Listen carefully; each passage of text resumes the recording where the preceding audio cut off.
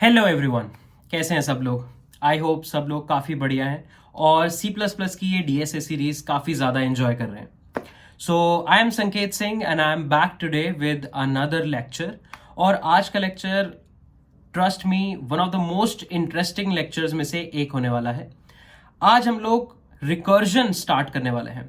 तो इससे पहले कि हम लोग रिकर्जन पढ़ना स्टार्ट करें, क्या चीज़ें हैं, प्रॉब्लम्स एंड एवरीथिंग, मैं एक बहुत ही सिंपल कॉन्टेक्स्ट सब लोगों को देना चाहूँगा। लाइक रिकर्जन के साथ एक स्टोरी रहती है हमेशा कि यार कई सारे बच्चों को रिकर्जन के कॉन्सेप्ट इनिशियल डेज में डिफिकल्ट लगते हैं, but what we are going to do, we are going to make sure that हम लोग रिकर्जन एक स्टोरी की तरह पढ़ने की कोशिश करें, step by step, concept bye concept पढ़ने की कोशिश करें और ऐसा मेंटल मॉडल प्रिपेयर करें जिससे रिकर्जन का हर क्वेश्चन हमें नया ना लगे। क्योंकि to be very honest, recursion बहुत टफ नहीं होता है। अगर तुम्हारे दिमाग में ऐसा कुछ मिथ है तो रिकर्जन बहुत टफ नहीं होता। रिकर्जन से ज्यादा टफ कंसेप्ट डेफिनेटली एग्जिस्ट कर रहे होता है। रिकर्जन काफी I would say easy concept है अगर आप इसके नुआंसेस को, इसके फंडामेंटल्स को, फाउंडेशंस को कंक्रीटली समझ सकते हैं तो रिकर्जन का कॉन्सेप्ट काफी ज्यादा इजी बनने वाला है। ठीक है, ओके। अब रिकर्जन में हम लोग काफी सारी प्रॉब्लम सॉल्विंग करेंगे, राइट। रिकर्जन में एक बहुत ही ज्यादा इंपॉर्टेंट चीज होने वाली है ड्राई रन। हर क्वेश्चन का हम लोग ड्राई रन कर रहे होंगे, राइट। बहुत सारी चीजें इन्वॉल्व रहने वाली हैं। सो stay tuned till the last part of the lecture. और ये लेक्चर के काफी सारे पार्ट्स काफी सारे पार्ट्स आने वाले। फॉर एग्जांपल पार्ट 1 में हम लोग इंट्रोड्यूस करेंगे, फिर आगे आने वाले पार्ट्स में कुछ और प्रॉब्लम सॉल्विंग करेंगे। बहुत सारे कंसेक्यूटिव पार्ट्स रहेंगे। So I would highly recommend you guys to watch the whole part, all of the lectures of recursion. At the end, I can bet you on that you will be feeling more confident on recursion if you were not already feeling a lot confident. Apart from that, if you are new to recursion, trust me, you are not gonna get any type of fear from it. ये हम लोग maintain करने की कोशिश करेंगे, right? Okay. इससे पहले कि हम लोग रिकर्जन से आगे बढ़े, एक बार फटाफट से रिकैप कर लेते हैं कि क्या क्या चीजें हम लोग देख चुके हैं। तो एक सबसे इंपॉर्टेंट चीज जो हम लोग ऑलरेडी पढ़ चुके हैं वो है टाइम एंड स्पेस कॉम्प्लेक्सिटी का एनालिसिस। हम लोग देख चुके हैं कि क्या होता है big O notation, big omega notation, all of these things we have discussed. काफी प्रॉब्लम्स भी हमने सॉल्व करी जिससे हम लोग टाइम और स्पेस कॉम्प्लेक्सिटी एनालाइज कर पा रहे थे। अब इस रिकर्जन की सीरीज में जो भी रिकर्सिव कोड्स हम लोग लिखेंगे, इस रिकर्जन में जो भी प्रॉब्लम्स हम लोग सॉल्व करेंगे, उसमें भी हम लोग टाइम और स्पेस कॉम्प्लेक्सिटीज को कैलकुलेट करने की कोशिश जरूर कर रहे होंगे, राइट। तो अगर आप लोगों ने टाइम एंड स्पेस कॉम्प्लेक्सिटी के दोनों लेक्चर्स नहीं देखे हैं, I would highly recommend you guys to first watch that and then come back here. Apart from that, उसके बाद हम लोगों ने पॉइंटर्स के ऊपर 2-3 लेक्चर्स डेफिनेटली कवर कर लिए हैं। क्या होते हैं पॉइंटर्स, क्यों चाहिए हमें pointers, all of those things we have covered. और इन कंसेप्ट्स का हम लोग प्रॉब्लम्स में यूज भी कर रहे होंगे, रिकर्जन की प्रॉब्लम्स में। So I would recommend you guys also to watch the lectures on pointers, okay. तो आज हम लोग एग्जैक्टली पढ़ने के वाले हैं, क्या क्या चीजें हम लोग कवर कर डालेंगे। तो हम लोग सबसे पहले रिकर्जन का ना एक इंट्रोडक्शन लेंगे, एक मेंटल मॉडल प्रिपेयर करेंगे, होता क्या है रिकर्जन, है ना। इसको कहीं ना कहीं थोड़ा ना मैथ से रिलेट करने की कोशिश करेंगे और कुछ स्टेप्स डिराइव करेंगे जो हर रिकर्सिव प्रॉब्लम में सेम स्टेप्स अगर हम लोग इन्वॉल्व करें तो सारी की सारी रिकर्सिव प्रॉब्लम सॉल्व करी जा सकती हैं, राइट। जिसे हम कहेंगे वर्किंग रूल्स, कि कैसे किसी रिकर्सिव प्रॉब्लम को अप्रोच करना है, ये चीज हम लोग जरूर देखने वाले हैं, राइट। और उसके बाद कुछ इंट्रोडक्टरी प्रॉब्लम्स लेंगे। देखो कहीं पे भी आप रिकर्जन पढ़ रहे होगे ना, तो 1-2 सेट प्रॉब्लम्स होती हैं जिससे ना इंट्रोडक्शन उसका करना बहुत जरूरी होता है, राइट। हम लोग पहली क्लास से ही, रिकर्जन की पहली क्लास से ही बहुत ही एक्सट्रीम एडवांस लेवल प्रॉब्लम नहीं सॉल्व कर पाएंगे, राइट। तो यहां पे भी हम लोग कुछ basic set of I would say questions को स्टार्ट करेंगे सॉल्व करना। उससे ना एक कंसेप्ट बिल्ड करेंगे, उससे एक आइडिया बिल्ड करेंगे कि भाई रिकर्जन होता क्या है, क्यों ही लोग इतना ज्यादा रिकर्जन से डर रहे हैं। सिंपल क्वेश्चन के लिए सिंपल है तो हार्ड क्वेश्चन के लिए भी बहुत ज्यादा हार्ड नहीं होने वाला है, रिलेटिवली सिंपल ही रहने वाली चीज है। और मैं तुम्हें बेट कर सकता हूं, like once you get a good grip on recursion, recursive codes लिखने में जो मजा है और जितना कम टाइम लगता है वो तो भूल ही जाओ। मतलब लाइक तुम जब लिख रहे होगे तुम्हें ही बहुत कम टाइम लगेगा, 2-3 लाइन में कई सारे सवाल सॉल्व हो जाएंगे, बहुत मजा आने वाला है, राइट। तो हम कुछ प्रॉब्लम्स करेंगे, उन प्रॉब्लम्स को काफी इन डेप्थ एनालाइज करेंगे। सबसे पहले प्रॉब्लम देखेंगे कि क्या है, प्रॉब्लम का सोल्यूशन समझने की कोशिश करेंगे, पहले रिकर्सिव सोल्यूशन को कैसे अप्रोच करना है उस प्रॉब्लम की ये देखेंगे, उसका कोड लिखेंगे, कोड के बाद उसको बाय हैंड ड्राई रन भी करेंगे कि कैसे रिकर्सिव कोड एग्जीक्यूट हो रहा है, और मैं आपको वीएस कोड में भी उसे ड्राई रन करके दिखाऊंगा। इन प्रॉब्लम से पहले हम ऑलरेडी रिकर्जन का एक बेसिक कॉन्सेप्ट दिमाग में, एक मेंटल मॉडल दिमाग में प्रिपेयर कर लेंगे जिससे इन प्रॉब्लम्स को सॉल्व करना आसान हो जाएगा। सो ये है हमारा आज का एजेंडा। तो इससे पहले कि मैं लेक्चर स्टार्ट करूं, आई वुड रेकमेंड यू गाइस कि अगर अभी तक आपने पीडब्ल्यू स्किल्स की वेबसाइट चेकआउट नहीं करी है तो आप जरूर उसे चेकआउट कर लीजिए। वहां पे आपको सारे नोट्स, असाइनमेंट सारे लेक्चर के लिए क्यूरेटेड मिल जाएंगे। And without any further delay, let's start. So finally folks, let's start about the concepts of recursion. Recursion के कॉन्सेप्ट्स को स्टार्ट करते हैं, राइट? अब रिकर्जन पहले अंडरस्टैंड करने से पहले मैं आप लोगों को एक बहुत ही सिंपल और बहुत ही स्वीट स्टोरी सुनाना चाहूंगा, राइट? ये स्टोरी आपके स्क्रीन पे यहाँ पे आ भी रही है।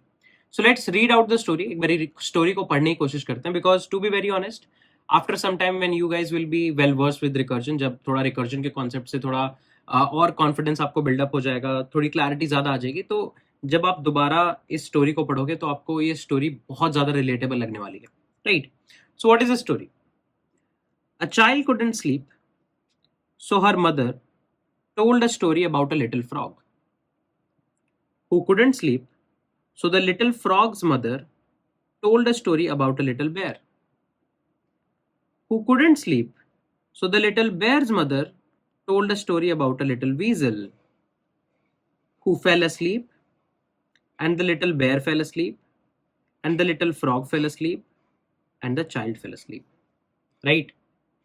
So ये स्टोरी है हमारे पास, जहाँ पे technically there is a child जो सो नहीं पा रहा है, तो उसे एक स्टोरी सुनाई जाती है एक लिटिल फ्रॉग की, एंड फ्रॉग भी सो नहीं पा रहा है, like the frog is not able to sleep. तो फ्रॉग को भी इसी तरह स्टोरी सुनाई जाती है बेयर की, बेयर को इसी तरह स्टोरी सुनाई जाती है वीजल की, एंड फाइनली जो ये वीजल है, ये वीजल फेल asleep कर जाता है, and then bear then the bear fell asleep, then frog fell asleep, and finally the child fell asleep. So अब तुम्हें लग रहा होगा ठीक है, मतलब स्टोरी स्वीट है, बट इसका रिलेशनशिप क्या है रिकर्जन से या कंसेप्ट ऑफ रिकर्जन से? तो देखो, रिकर्जन में भी हमारे पास कुछ सिमिलर सिचुएशन होती है। रिकर्जन में भी हम लोग क्या करते हैं, हम लोगों के पास एक बिगर प्रॉब्लम होती है। रिकर्जन में हमारे पास एक बड़ी प्रॉब्लम रहती है, उस बड़ी प्रॉब्लम का यूज करके हम लोग उस बड़ी प्रॉब्लम को छोटी प्रॉब्लम में डिवाइड करने की कोशिश करते हैं, या मैं कहूँ छोटी प्रॉब्लम में ब्रेक डाउन करने की कोशिश करते हैं।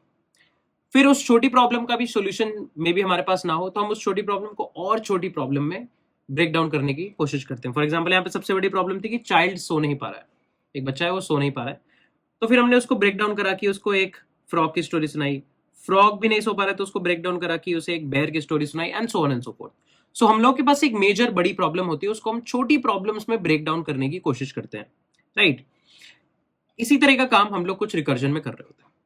अब सबसे पहले मैं फॉर्मली रिकर्जन को डिफाइन करना चाहूंगा। फॉर्मली रिकर्जन को डिफाइन करने का मतलब क्या है कि मैं एक डेफिनेशन सॉर्ट ऑफ आपके सामने रखना चाहूंगा कि व्हाट इज रिकर्जन, ताकि आपको थोड़ा सा आइडिया लग जाए रिकर्जन क्या होता है, और उसके बाद हम लोग slowly and steadily relatable concepts देखेंगे रिकर्जन के, और फिर रिकर्जन की कुछ प्रॉब्लम्स देखेंगे, right?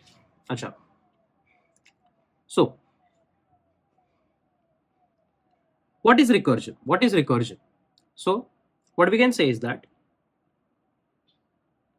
in recursion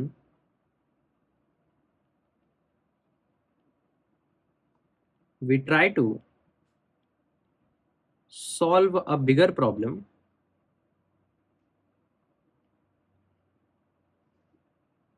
by finding out solutions to smaller subproblems, right?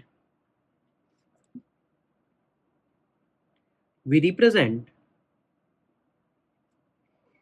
these functions in the form of, or we can say that we represent these problems in the form of functions, and these functions calls itself to solve smaller subproblem,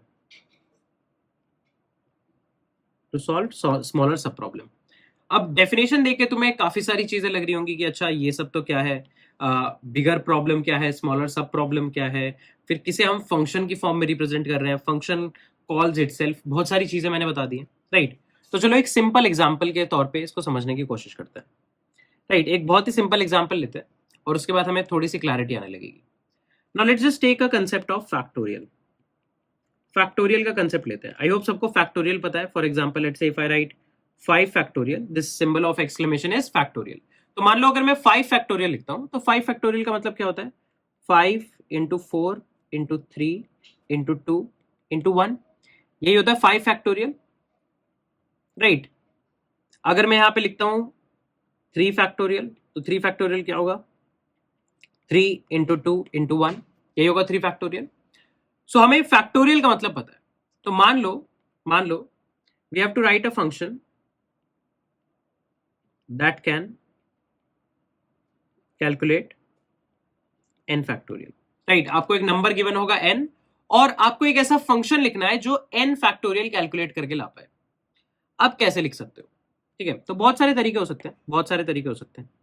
तो मैं एक observation draw करने की कोशिश करता हूं, एक नया तरीका फाइंड आउट करने की कोशिश करता हूं. देखो, अगर आइटरेटिव सॉल्यूशन से, अगर आपको सिंपल आइटरेशन से n फैक्टोरियल कैलकुलेट करना है तब तो बहुत आसान है.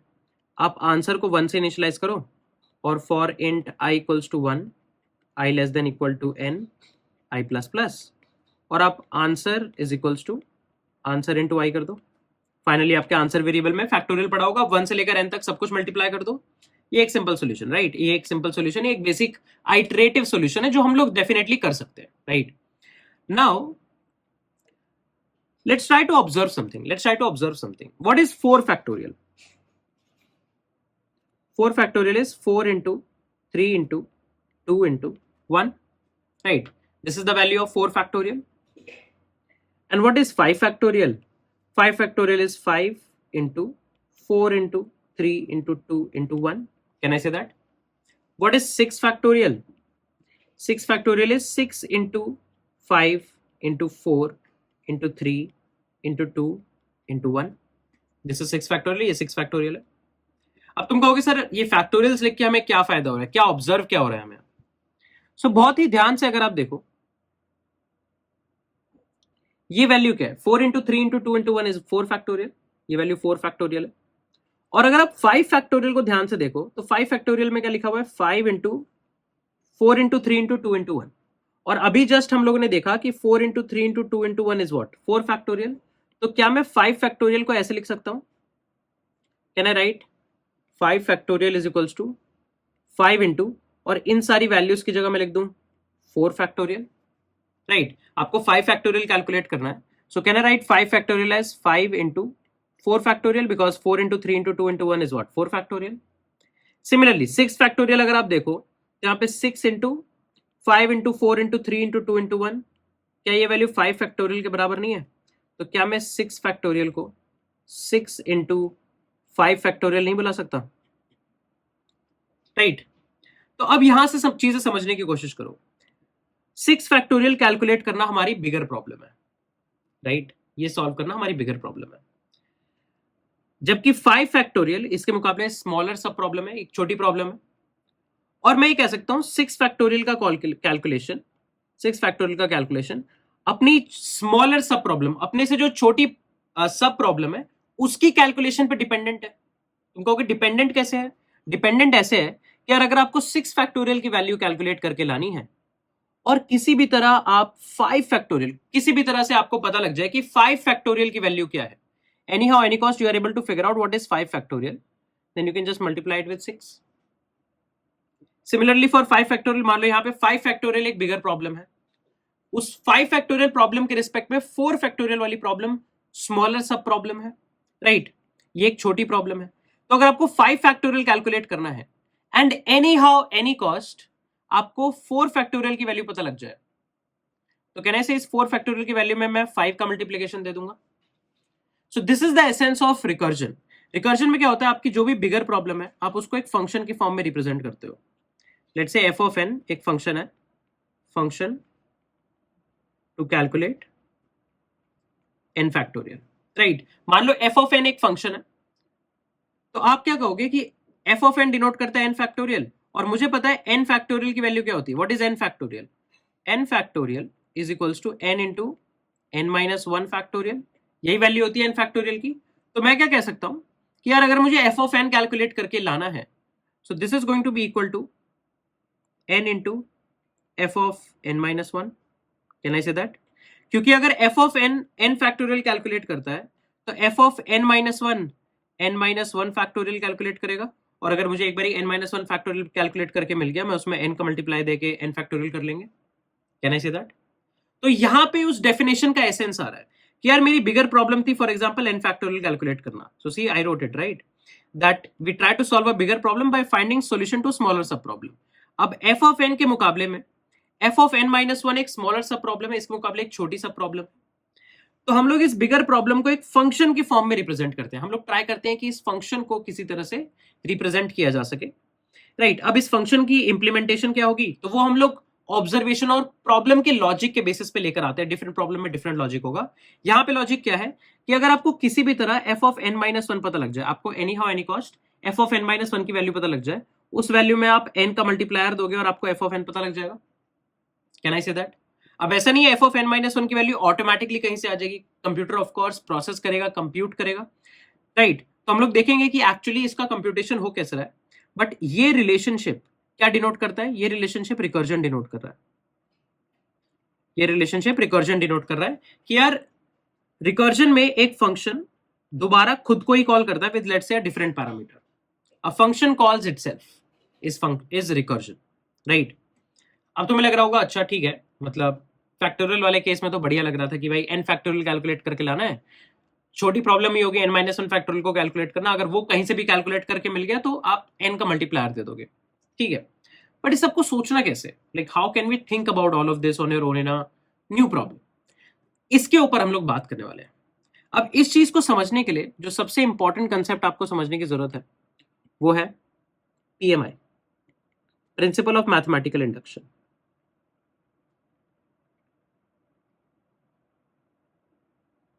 प्रिंसिपल ऑफ मैथमेटिकल इंडक्शन क्या है? प्रिंसिपल ऑफ मैथमेटिकल इंडक्शन आप आसान भाषा में समझ सकते हो, ये एक तरह का प्रूविंग मैकेनिज्म है जो कई सारे मैथमेटिकल फॉर्मूलाज को प्रूव कर पाता है.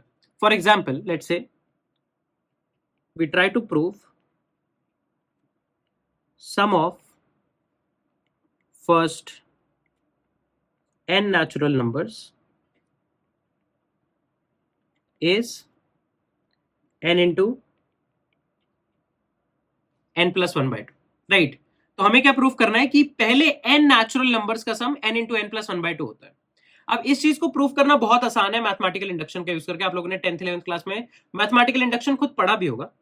राइट, तो कैसे प्रूफ कर सकते हैं कि पहले n नेचुरल नंबर्स का सम n into n plus 1 by 2 होता है. अब ये फॉर्मूला हमें पता है कि वैसे तो ये सही चलेगा क्योंकि हमने काफी बार इस फॉर्मूला का यूज किया है, बट अगर कोई प्रूफ करने के लिए कहे कि इस फॉर्मूला को प्रूफ करके दिखाओ कि ये सही चलेगा, तो कैसे कर सकते हैं? सो वहां पे हमारे पास प्रिंसिपल ऑफ मैथमेटिकल इंडक्शन जैसा इंटरेस्टिंग कॉन्सेप्ट सामने आता है. प्रिंसिपल ऑफ मैथमेटिकल इंडक्शन का यूज करके मैं डिफरेंट तरह के फॉर्मूले डिफरेंट सिचुएशन में प्रूव कर सकता हूं. अब कैसे प्रूव कर सकते हैं? तो प्रिंसिपल ऑफ मैथमेटिकल इंडक्शन तीन चीजें डिमांड करता है. Principle of mathematical induction says you try to calculate base case, you try to calculate let's say assumption, and you try to calculate self work. अब तुम्हें लग रहा होगा ये तीनों टर्म्स क्या है, base case, assumption, self work. तो चलो एक एक करके सारी टर्म्स पे आते हैं. What is base case? What is base case? Base case वो केस होता है या इनपुट की वो वैल्यू होती है जिसके लिए आपको एक्चुअली फॉर्मूला प्रोड्यूस करने की या फॉर्मूला में उस वैल्यू को पुट करने की जरूरत नहीं है, आपको उस वैल्यू का आंसर ऑलरेडी पता है. बेस केस में हम लोग जनरली वो वैल्यू रखते हैं जिसका आंसर हमें ऑलरेडी पता है. For example let's say for n is equals to 1. Right, अगर n की वैल्यू 1 होगी तो मुझे पता है इकलौता नेचुरल नंबर 1 से 1 तक 1 ही है. राइट, और 1 का सम तो कुछ नहीं होगा, 1 ही होगा. Right, so for n is equals to 1 answer will be 1. right, and आप ये वेरीफाई भी कर सकते हो. 1 into 1 plus 1 that is 2 by 2 that is 1. right, so base case एक ऐसा केस है जिसका आंसर हमें ऑलरेडी पता है, हमें बहुत ज्यादा फाइट नहीं करनी है, हमें बहुत ज्यादा फिगर आउट करने की जरूरत नहीं है कि बेस केस में क्या है. ठीक है, इसकी वैल्यू हमें ऑलरेडी पता है, we already know it. Second step है अजम्पशन. अजम्पशन में मैथमेटिकल इंडक्शन में क्या करते हैं हम लोग? हम लोग किसी एक टर्म को अज्यूम कर लेते हैं कि यार ये टर्म सही चलेगी. So we will say, let's say formula works for, let's say the formula works for n is equals to k, right? हम लोग ये मान लेंगे कि किसी वैल्यू k के लिए, किसी रैंडम वैल्यू k के लिए ये फॉर्मूला सही चलेगा. तो मिलेगा कि ऐसे कैसे कोई भी रैंडम वैल्यू k मान ले. तो तुम्हें अभी समझ में आएगा कि हम लोग किसी तरह k को ऑलरेडी अज्यूम करेंगे कि यार k के लिए फॉर्मूला सही चलेगा, फिर k प्लस 1 के लिए प्रूव कर लेंगे. अगर k प्लस 1 के लिए प्रूव हो गया तो सिमिलरली k प्लस 2 के लिए भी प्रूव हो जाएगा, and so on and so forth. तो हम लोग ये मान लेंगे कि formula n is equals to k के लिए सही चलता है. अगर ये formula n is equals to k के लिए सही चलता है तो फर्स्ट k नेचुरल नंबर्स का सम क्या होगा, k प्लस 1/2, राइट. और फाइनली हमारे पास है सेल्फ वर्क. अब सेल्फ वर्क बहुत इंटरेस्टिंग होता है. सो जो भी ऑब्जर्वेशन आपने इस अजम्पशन के बेसिस पे लगाई कि यार अच्छा n is equals to k directly मेरे फॉर्मूला में वर्क करेगा, सेल्फ वर्क में क्या होता है, उस ऑब्जर्वेशन का यूज करके हम लोग फाइनल टर्म प्रूव करते हैं कि यार अगर n is equals to k के लिए चल रहा है तो k प्लस 1 के लिए भी तो चलना चाहिए. So sum of first k plus 1 natural numbers क्या होगा, 1 plus 2 plus 3 so on and so forth, k plus 1, right. Okay. अब अगर तुम ध्यान से देखो तो 1 से लेकर k तक यहां पे तो पहले k नेचुरल नंबर्स का सम है और उसके जो भी रिस्पॉन्स होगा उसमें प्लस किया है k प्लस 1, राइट. जो भी 1 से k that is first k natural numbers का सम होगा उसमें मैंने k प्लस 1 ऐड कर दिया है. और फर्स्ट k नेचुरल नंबर्स का सम तो मैंने ऑलरेडी अज्यूम किया हुआ है कि ये फॉर्मूला से करेक्टली आएगा. सो can I say this is equals to k plus 1/2 plus k plus 1, right. और अगर मैं यहाँ पे k प्लस 1 कॉमन ले लूं, k प्लस 1 मान लो मैंने कॉमन ले लिया, this is k/2 plus 1 that is k plus 1 k plus 2/2, right. तो यहां पे आप देख पा रहे हो कि k प्लस 1 के लिए, किसी वैल्यू k प्लस 1 के लिए हमने फॉर्मूला क्या प्रूव कर दिया कि यार फर्स्ट k प्लस 1 टर्म्स का सम होता है k plus 1 into k plus 2/2, right. कैसे प्रूव किया भाई, फर्स्ट k प्लस 1 टर्म्स में फर्स्ट k टर्म्स तो आएंगी और फर्स्ट k टर्म्स का सम तो मुझे पता है n is equals to k में मैंने अज्यूम करा था कि फर्स्ट k टर्म्स का सम बिल्कुल सही चलेगा. तो अगर वो बिल्कुल सही चलेगा सो यहाँ पे हम k प्लस 1/2 पुट कर सकते हैं प्लस k प्लस 1 हमने कॉमन ले लिया और रिजॉल्व कर लिया, राइट. अब तुम कहोगे ठीक है सर ये बात तो हो गई कि हमने k प्लस 1 के लिए प्रूव कर लिया. अब जैसे आपने k प्लस 1 के लिए प्रूव कर लिया, सिमिलर वे में k प्लस 1 को बेस रख के आप k प्लस 2 प्रूव कर सकते हो, फिर k प्लस 2 को बेस रख के आप k प्लस 3 प्रूव कर सकते हो, so on and so forth. तो हम यहां पे रुक जाएंगे and we will say hence proved. क्या प्रूव्ड, दैट ये formula works for some of first n natural numbers. अब रिकर्जन में काफी ज्यादा सिमिलर कंसेप्ट रहता है. रिकर्जन में भी हम लोग टेक्निकली इन 3 चीजों पे ही फोकस करने वाले हैं. रिकर्जन में भी हमारे पास एक बेस केस होता है. बेस केस मतलब ऐसा केस जिसके बियॉन्ड हम लोग नहीं जाना चाहते हैं, क्योंकि उस केस का आंसर हमें ऑलरेडी पता है. उस केस का आंसर कंप्यूट करने की जरूरत नहीं है, उस केस का आंसर फिगर आउट करने की जरूरत नहीं है, ठीक है. Okay. Now second thing is assumption. तो अब रिकर्जन में भी ऐसा सिमिलर सिचुएशन रहती है कि हम लोग किसी टर्म के लिए हम लोग मान लेते हैं कि आंसर सही आएगा. फॉर एग्जाम्पल यहाँ पे हमने कहा कि n-1th टर्म के लिए आंसर सही नहीं आ रहा होगा, सॉरी सही आ रहा होगा. सो f ऑफ n-1 यहाँ पे हम लोग अज्यूम कर लेंगे जैसे हमने n इक्वल्स टू k कर लिया. सो अजम्पशन में क्या होता है कि हम लोग किसी भी एक पर्टिकुलर टर्म को मान लेते हैं, अज्यूम कर लेते हैं कि यार ये टर्म सही चलेगी और बेस्ड ऑन दैट टर्म हम लोग कुछ फॉर्मूला फिगर आउट करते हैं. जैसे उस टर्म का मल्टीप्लायर अगर मैंने n में दिया तो f ऑफ n हो गया, राइट. So what we can do is इस अजम्पशन का यूज करके हम लोग कुछ सेल्फ वर्क करने की कोशिश करते हैं. दैट इज जो भी रिजल्ट आया हमारा अजम्पशन का उसको किसी तरह मैनिपुलेट करूंगा मैं, कंप्यूट करूंगा मैं, और फिर बेस्ड ऑन दैट इस सेल्फ वर्क को पूरा करूंगा, या मैं कहूं कि ओरिजिनल फंक्शन का सॉल्यूशन लेकर आऊंगा, राइट. सो यहां पे भी हम लोगों ने ये करा है. सेम टू सेम तीनों की तीनों चीजें हमें रिकर्सिव फंक्शंस में भी करनी होगी. रिकर्सिव फंक्शंस में भी ऐसा रहेगा, वहां पे एक बेस केस होगा. बेस केस मतलब ऐसा केस जिसका आंसर आपको ऑलरेडी पता है, आपको उससे और ज्यादा इनसाइड डेप्थ में, रिकर्जन की डेप्थ में नहीं जाना चाहिए. अजम्पशन रिकर्जन में भी ऐसा होगा कि हम लोग अज्यूम कर लेंगे कि ये फंक्शन इस पर्टिकुलर टर्म के लिए सही चलता है और फिर बेस्ड ऑन दैट हम लोग सेल्फ वर्क करने की कोशिश करेंगे कि यार लेट्स से अगर हमें अगली किसी टर्म के लिए या पिछली किसी टर्म के लिए प्रूव करना है तो कैसे कर सकते हैं। यहां के केस में हमने अगली टर्म ली k+1। सो मैंने कहा कि पहले k+1 नेचुरल नंबर्स का सम कैलकुलेट करके लाना है। अब पहले k+1 नेचुरल नंबर्स का सम क्या होगा, 1 + 2 + 3 + 4 सो on and so fourth, k+k+1। सो 1 से लेकर k का सम हो गया k × k+1/2। और इसको अगर हम लोग रिजॉल्व कर ले, like first k natural numbers का सम हो गया k × k+1/2। इसको रिजॉल्व करेंगे किसके साथ, k+1 के साथ, क्योंकि k+1 ऐड कर रहे हैं। थोड़ा सा हमने सिंप्लीफाई किया and we got k+1 × k+2/2। अब अगर मैं ये वैल्यू यहां पुट कर दूं कि n = k+1 डाल दें, so this will be what, k+1 × k+1 + 1 that is k+2/2, right. So यही चीजें हम लोग रिकर्जन में भी करने वाले हैं। So without any further delay एक काम करते हैं, रिकर्जन में डीप डाइव लेते हैं और देखते हैं कि कैसे प्रिंसिपल ऑफ मैथमेटिकल इंडक्शन के कॉन्सेप्ट डायरेक्टली रिकर्जन में लगने वाले हैं। सो उसके लिए हम लोग ये फैक्टोरियल वाला फंक्शन यूज करने की कोशिश करेंगे और देखते हैं कि हम लोगों को क्या ऑब्जर्वेशन ड्रॉ हो पा रही है। तो चलो फोक्स स्टार्ट करते हैं। अब हमारे पास प्रिंसिपल ऑफ मैथमेटिकल इंडक्शन की थोड़ी नॉलेज है, हमारे पास रिकर्जन का थोड़ा बहुत बेसिक कंसेप्ट, हमने जो फैक्टोरियल वाला प्रॉब्लम देखा उसके साथ हमें थोड़ा बहुत नॉलेज आ गया। अब चलो देखते हैं कि एक्चुअली किसी भी रिकर्सिव प्रॉब्लम को हम लोग डील कैसे करते हैं। सो मैंने कहा कि रिकर्जन में हमेशा हमारे पास कोई बिगर प्रॉब्लम है जिसको हम लोग ब्रेक डाउन करने की कोशिश करते हैं स्मॉलर सब प्रॉब्लम में, राइट। सो लेट्स से मैं एक फंक्शन लिखता हूं f(n), राइट, ठीक है। जनरली क्वेश्चंस में हम लोग यही कर रहे होंगे कि हम लोग एक फंक्शन लिखेंगे और इस फंक्शन की डेफिनेशन एक्सट्रैक्ट आउट करने की कोशिश करेंगे, right. So let's say we wrote a function f that returns n factorial, right. ये एक फंक्शन f है जिसका इनपुट आ रहा होगा n और ये फंक्शन रिटर्न करेगा n फैक्टोरियल। अब मैं ये फंक्शन रिकर्सिवली लिखना चाहता हूं। रिकर्जन के केस में हमें हमेशा तीन चीजों का ध्यान रखना है। बेस केस, इस बेस केस को कभी कभी हम लोग हॉल्टिंग कंडीशन भी कहते हैं, हॉल्टिंग कंडीशन, सेल्फ वर्क और अजम्पशन, राइट। अब मैंने ये एग्जांपल ऑलरेडी लिया था कि लेट्स से अब हमें फैक्टोरियल कैलकुलेट करना है। सो फॉर एग्जांपल हमें 5 फैक्टोरियल कैलकुलेट करना है, तो 5 फैक्टोरियल होता है 5 × 4 × 3 × 2 × 1 और ये वैल्यू क्या होती है, एक्चुअली 4 फैक्टोरियल होती है।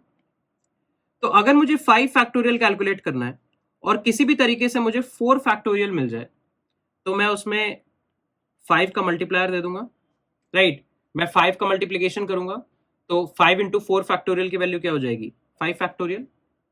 सो क्या मैं ये कह सकता हूं कि लेट्स से अगर मुझे f(n) इंप्लीमेंट करना है, मैं नहीं जानता कि f(n) की इंप्लीमेंटेशन कैसे होगी, बट अगर f(n) n फैक्टोरियल देता है, सो क्या मैं ऐसा कह सकता हूं कि लेट्स अज्यूम कि ये फंक्शन f n-1 के लिए सही चलेगा। Let's assume function f works correctly for n-1, right. हमने प्रिंसिपल ऑफ मैथमेटिकल इंडक्शन के स्टेप में भी ये करा था, हम किसी एक टर्म को अज्यूम कर लेते हैं कि यार इस टर्म के लिए फंक्शन सही चलेगा और उस टर्म के बेसिस पे अगली टर्म या पिछली टर्म को कैलकुलेट करने की कोशिश करते हैं, राइट। सो अगर मैं ये मान लूं कि f(n-1) मुझे ऑटोमेटिकली सही तरीके से कैलकुलेट होकर आ रहा है, ये वैल्यू मेरे पास सही से है, जैसे फॉर एग्जांपल n की वैल्यू 5 है तो 4 फैक्टोरियल मेरे पास सही तरीके से फंक्शन f कैलकुलेट करके ला रहा है। सो ये हो जाएगा मेरा अजम्पशन। अब यहां पे सेल्फ वर्क क्या होगा कि अगर f(n-1) सही चल रहा है, f(n-1) में कोई गलती नहीं है, तो f(n-1) आपको एक्चुअली क्या लाके देगा, n-1 फैक्टोरियल लाके देगा। अगर f(n-1) ने आपको n-1 फैक्टोरियल की वैल्यू ऑलरेडी प्रोवाइड कर दी है तो आप उसमें n का मल्टीप्लायर दे दो, मैं यहां पे उसमें n का मल्टीप्लायर दे दूंगा and this will be equals to f(n), right. So अगर f(n) n फैक्टोरियल इवेलुएट करता है तो इसकी वैल्यू क्या होगी, n × n-1 फैक्टोरियल, ये देखो।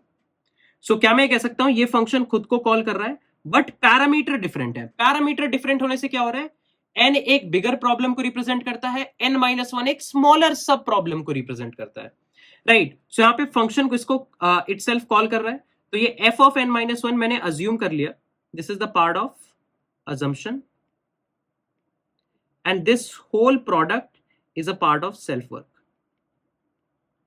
राइट. बट अभी भी एक चीज बची है, बेस केस. अब तुम सोच रहे होगे कि यार ठीक है, f of n minus one हमने मान लिया, कैसे चलता मान लिया सही चलता है, बट सिर्फ मान लेने से तो काम नहीं बनेगा ना. सिर्फ मान लेने से तो चीजें नहीं बनेंगी, क्योंकि अजम्पशन हमने कहा कि f of n minus one हमने मान लिया कि सही चलता है, सेल्फ वर्क हमने कहा कि मल्टीप्लाई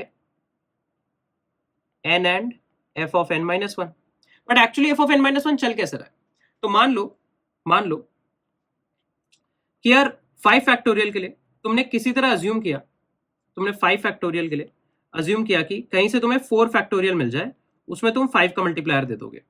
अब 4 फैक्टोरियल के लिए तुम क्या कहोगे कि कहीं से तुम्हें 3 फैक्टोरियल मिल जाए, तुम उसमें 4 का मल्टीप्लायर दे दोगे.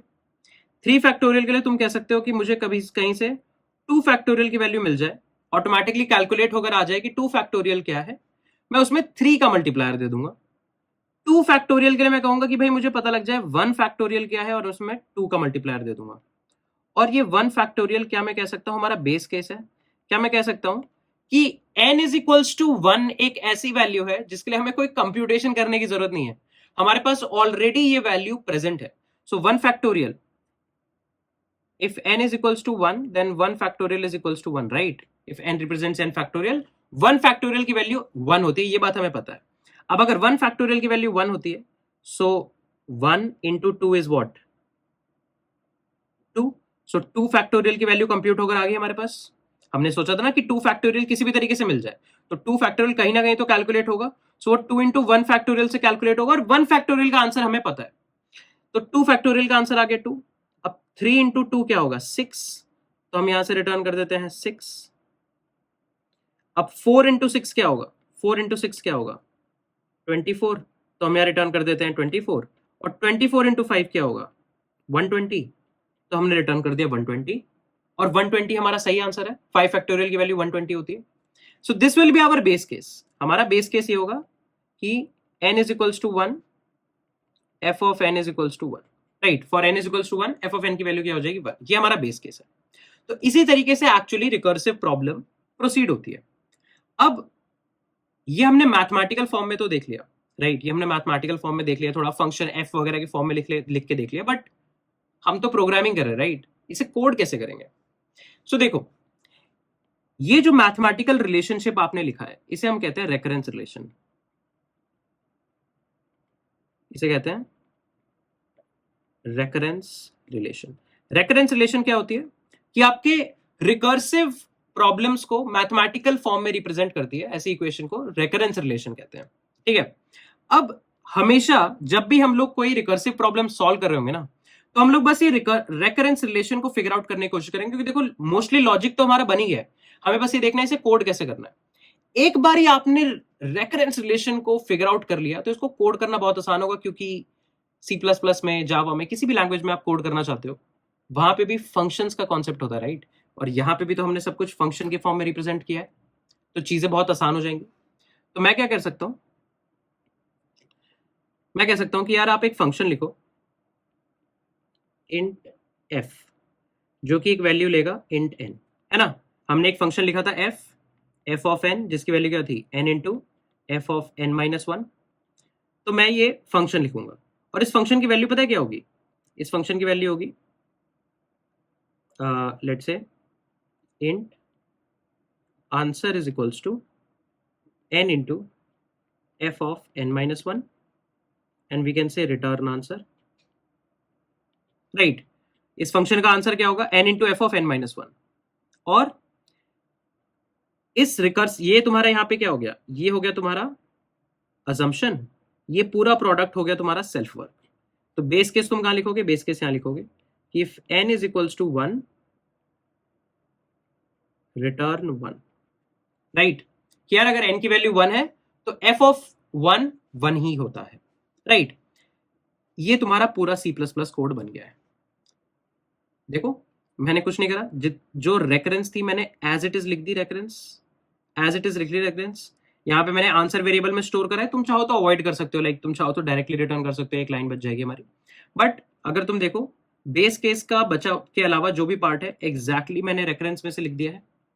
और हर बारी हम लोग यही कर रहे होंगे, रेकरेंस फिगर आउट करने की कोशिश करेंगे।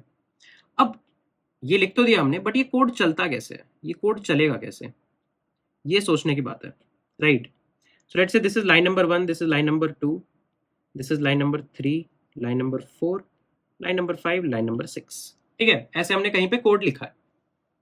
अब हमें एक बात पता है कि मेमोरी में हमारे पास जब भी आप एक कोई भी प्रोग्राम लिखते हो, C++ प्रोग्राम लिखते हो, जावा प्रोग्राम लिखते हो, कुछ भी प्रोग्राम लिखते हो, जब हम उसको रन करते हैं तो वो प्रोग्राम एक प्रोसेस में कन्वर्ट होता है। ये जो प्रोसेस होता है, इस प्रोसेस में ये प्रोसेस लोड होता है रैम में। रैम क्या है? एक मेमोरी एरिया है। तो रैम में जाने के बाद इसे कुछ मेमोरी एलोकेट होती है। सो काफी डिफरेंट तरह के मेमोरी स्पेसेस एलोकेट होते हैं। इसे कॉल स्टैक एलोकेट होता है, हीप एलोकेट होता है, बट मेजरली हमारा कंसर्न क्या है? एक कॉल स्टैक। अगर आपको कॉल स्टैक के बारे में अभी तक नहीं पता है तो मैं बहुत ही क्विकली बता देता हूं कि कॉल स्टैक क्या होता है। सो देखो, जब हम लोग प्रोसेस में कन्वर्ट करते हैं अपने प्रोग्राम को, रन करते हैं, जैसी वो प्रोसेस बनता है, तुम टास्क मैनेजर में प्रोसेसेस देख पाते हो।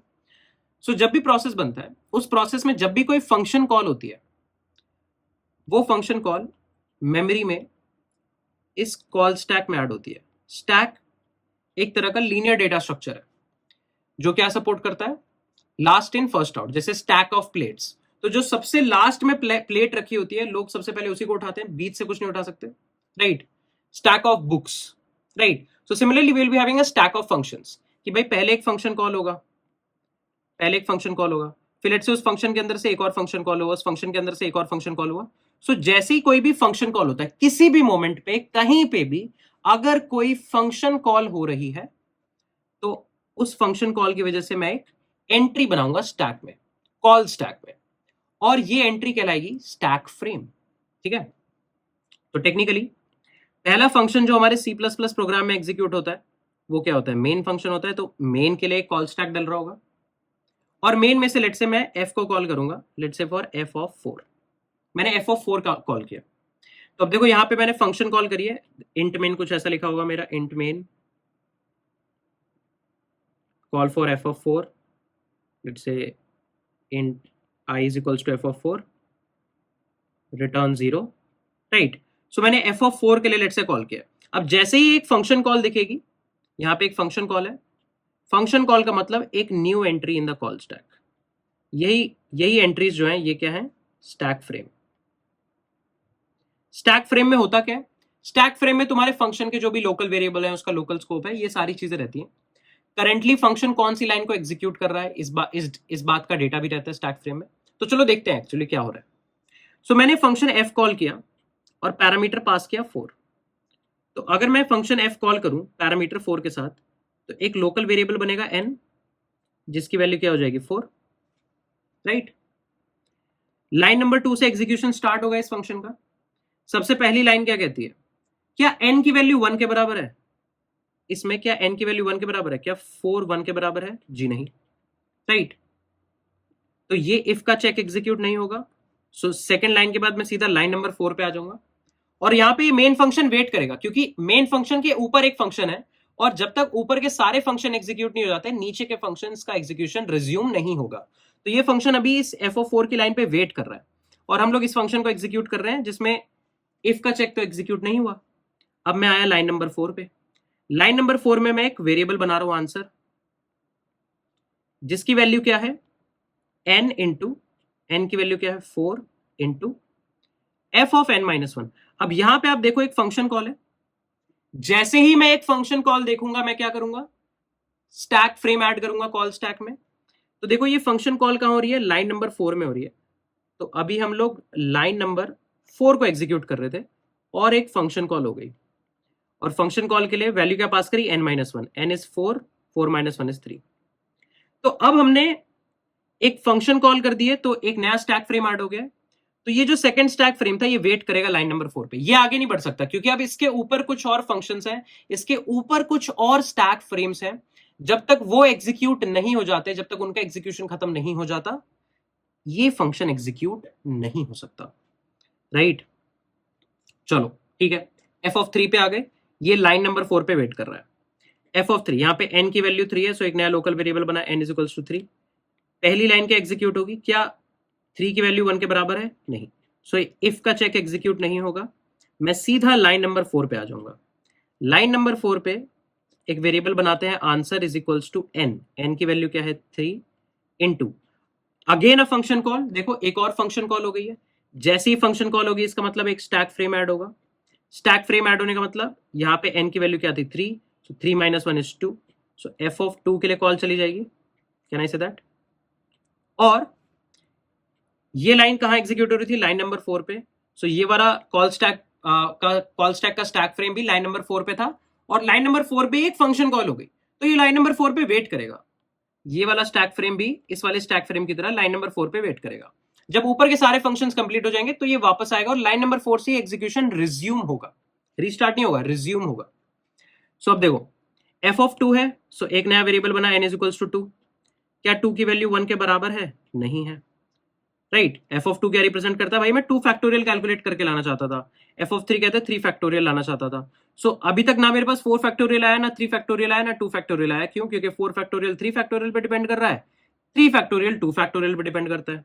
ओके, सो अब यहाँ पे भी लाइन नंबर 4 पे आया, एक नया वेरिएबल बनेगा, answer is equals to n into, so 2 into, और एक और फंक्शन कॉल हो गई है लाइन नंबर 4 पे, तो मैं इसे भी छोड़ के जाऊंगा लाइन नंबर 4 पे और एक और फंक्शन कॉल करूंगा f of 1 के लिए। क्यों? क्योंकि n की वैल्यू यहाँ 2 है, 2 - 1 is 1, f of 1 के लिए कॉल हो गई है। अब यहाँ पे n की वैल्यू क्या है? 1 है। अब अगर मैं कंपेयर करूं, पहली लाइन क्या होगी फंक्शन की? इफ 1 is equals to 1, क्या n 1 के बराबर है? जी हाँ, सो यू विल रिटर्न 1। अब इन स्टैक फ्रेम्स के साथ क्या होता है, या तो पूरा फंक्शन का एग्जीक्यूशन पूरा खत्म हो जाए, या फिर आप रिटर्न स्टेटमेंट हिट कर दो। जैसे ही रिटर्न स्टेटमेंट आपने हिट करी है, पूरे फंक्शन का एग्जीक्यूशन खत्म हो गया है, ये स्टैक फ्रेम रिमूव हो जाता है, और वैल्यू कहां रिटर्न हो जाती है? जो भी वैल्यू आप रिटर्न करना चाहते हो वो कहां रिटर्न होती है? जहां से ये फंक्शन कॉल हुआ था। So technically n is equals to 1 में हमने कहा रिटर्न 1, सो यहां से मैं एक वैल्यू 1 रिटर्न करूंगा और ये स्टैक फ्रेम हट जाएगा। ये वैल्यू 1 कहां पहुंचेगी? यहां पे, क्योंकि कॉल साइट क्या है? f of n - 1 की कॉल साइट ये प्रोडक्ट है, सो 1 की वैल्यू यहां पहुंच जाएगी। अब इस स्टैक फ्रेम पे वापस आ गए हम लोग, इसके ऊपर अब कुछ नहीं है, इसको हम लोग लाइन नंबर 4 पे छोड़ कर गए थे। लाइन नंबर 4 पे इस प्रोडक्ट स्टेटमेंट पे छोड़ के गए थे, सो आंसर की वैल्यू क्या हो गई? 2 × 1 दैट इज 2। और फिर लाइन नंबर 4 के बाद नेक्स्ट लाइन कौन सी एग्जीक्यूट होगी? Line number 5। लाइन नंबर 5 कहती है रिटर्न आंसर। तो अगर रिटर्न आंसर कहा गया तो यहां पे 2 ये रिटर्न हो जाएगा और ये स्टैक फ्रेम हट जाएगा, राइट। और ये 2 रिटर्न कहां होगा? कॉलिंग साइट पे, क्योंकि कॉलिंग साइट क्या थी ऊपर वाले फंक्शन की? ये प्रोडक्ट। सो 3 × 2 की वैल्यू क्या हो जाएगी? 6। क्योंकि हमने इसको लाइन नंबर 4 पे छोड़ा था, हम लाइन नंबर 4 पे वापस आए हैं, ये वैल्यू 3 थी, ऊपर से हमें वैल्यू मिली 2, 3 × 2 is 6, आंसर की वैल्यू हो गई 6। तो लाइन नंबर 4 का एग्जीक्यूशन तो कंप्लीट हो गया है। लाइन नंबर 5 पे चलेंगे, 4 के बाद नेक्स्ट लाइन एग्जीक्यूट होगी, line number 5। Line number 5 is return answer, तो ये हटा देते हैं 1 मिनट के लिए। सो आंसर की वैल्यू क्या है? 6, मैंने 6 रिटर्न कर दिया और ये स्टैक फ्रेम भी रिमूव हो जाएगा, ठीक है। फाइनली हम लोग f of 4 पे वापस आए हैं, ऊपर से रिटर्न वैल्यू आई है 6, सो 4 × 6 is 24। हम लाइन नंबर 4 पे छोड़ के गए थे, यहाँ पे वैल्यू 6 आ गई, सो 4 × 6 is 24, तो आंसर में पड़ा है 24। नेक्स्ट लाइन, लाइन नंबर 4 के बाद कौन सी एग्जीक्यूट होगी? Line number 5। लाइन नंबर 5 से रिटर्न आंसर, आंसर की वैल्यू क्या है? 24, और हम रिटर्न कर जाएंगे। जब हम यहां से भी रिटर्न कर गए तो हम लोग फाइनली कहां पहुंचे? मेन में, जहां से हमने f of 4 को कॉल किया था। तो यहाँ पे f of 4 की वैल्यू क्या आ गई है? 24। दैट मीन्स हमने 4 फैक्टोरियल सक्सेसफुली कैलकुलेट कर लिया है, राइट। सो जब भी हम लोग कहते हैं कि हमने कुछ अज्यूम कर लिया रिकर्जन में, तो एक्चुअली हो क्या रहा है? आपने उस प्रॉब्लम को एक छोटी प्रॉब्लम कैलकुलेट करने के लिए भेज दिया है। हम वेट कर रहे हैं, 4 फैक्टोरियल वेट कर रहा था कि यार जाओ 3 फैक्टोरियल कैलकुलेट करके लाओ, कैसे भी करके लाओ, मुझे नहीं पता। जब 3 फैक्टोरियल कैलकुलेट हो जाएगा ना, तो हम 4 का मल्टीप्लायर डाल देंगे उसमें। तो आपने एक स्मॉलर सब प्रॉब्लम के कैलकुलेशन के लिए अपने फंक्शन को आगे भेज दिया है। तो ऐसे ही फंक्शन कॉल जब 4 फैक्टोरियल से 3 फैक्टोरियल गई, फिर 3 फैक्टोरियल ने भी दोबारा 2 फैक्टोरियल के लिए भेज दिया, क्योंकि टेक्निकली हमारे पास आंसर तो 3 फैक्टोरियल का भी नहीं है।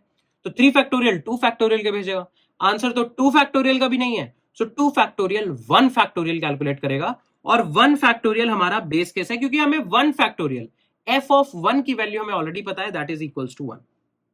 And that's how we are going to code it. तो इसकी कोडिंग इंप्लीमेंटेशन ऑलमोस्ट आपकी स्क्रीन के सामने लिखी हुई है. मैं एक बार इसको एक नई C++ फाइल में इंप्लीमेंट करके भी दिखाता हूं आपको. Factorial recursive .cpp.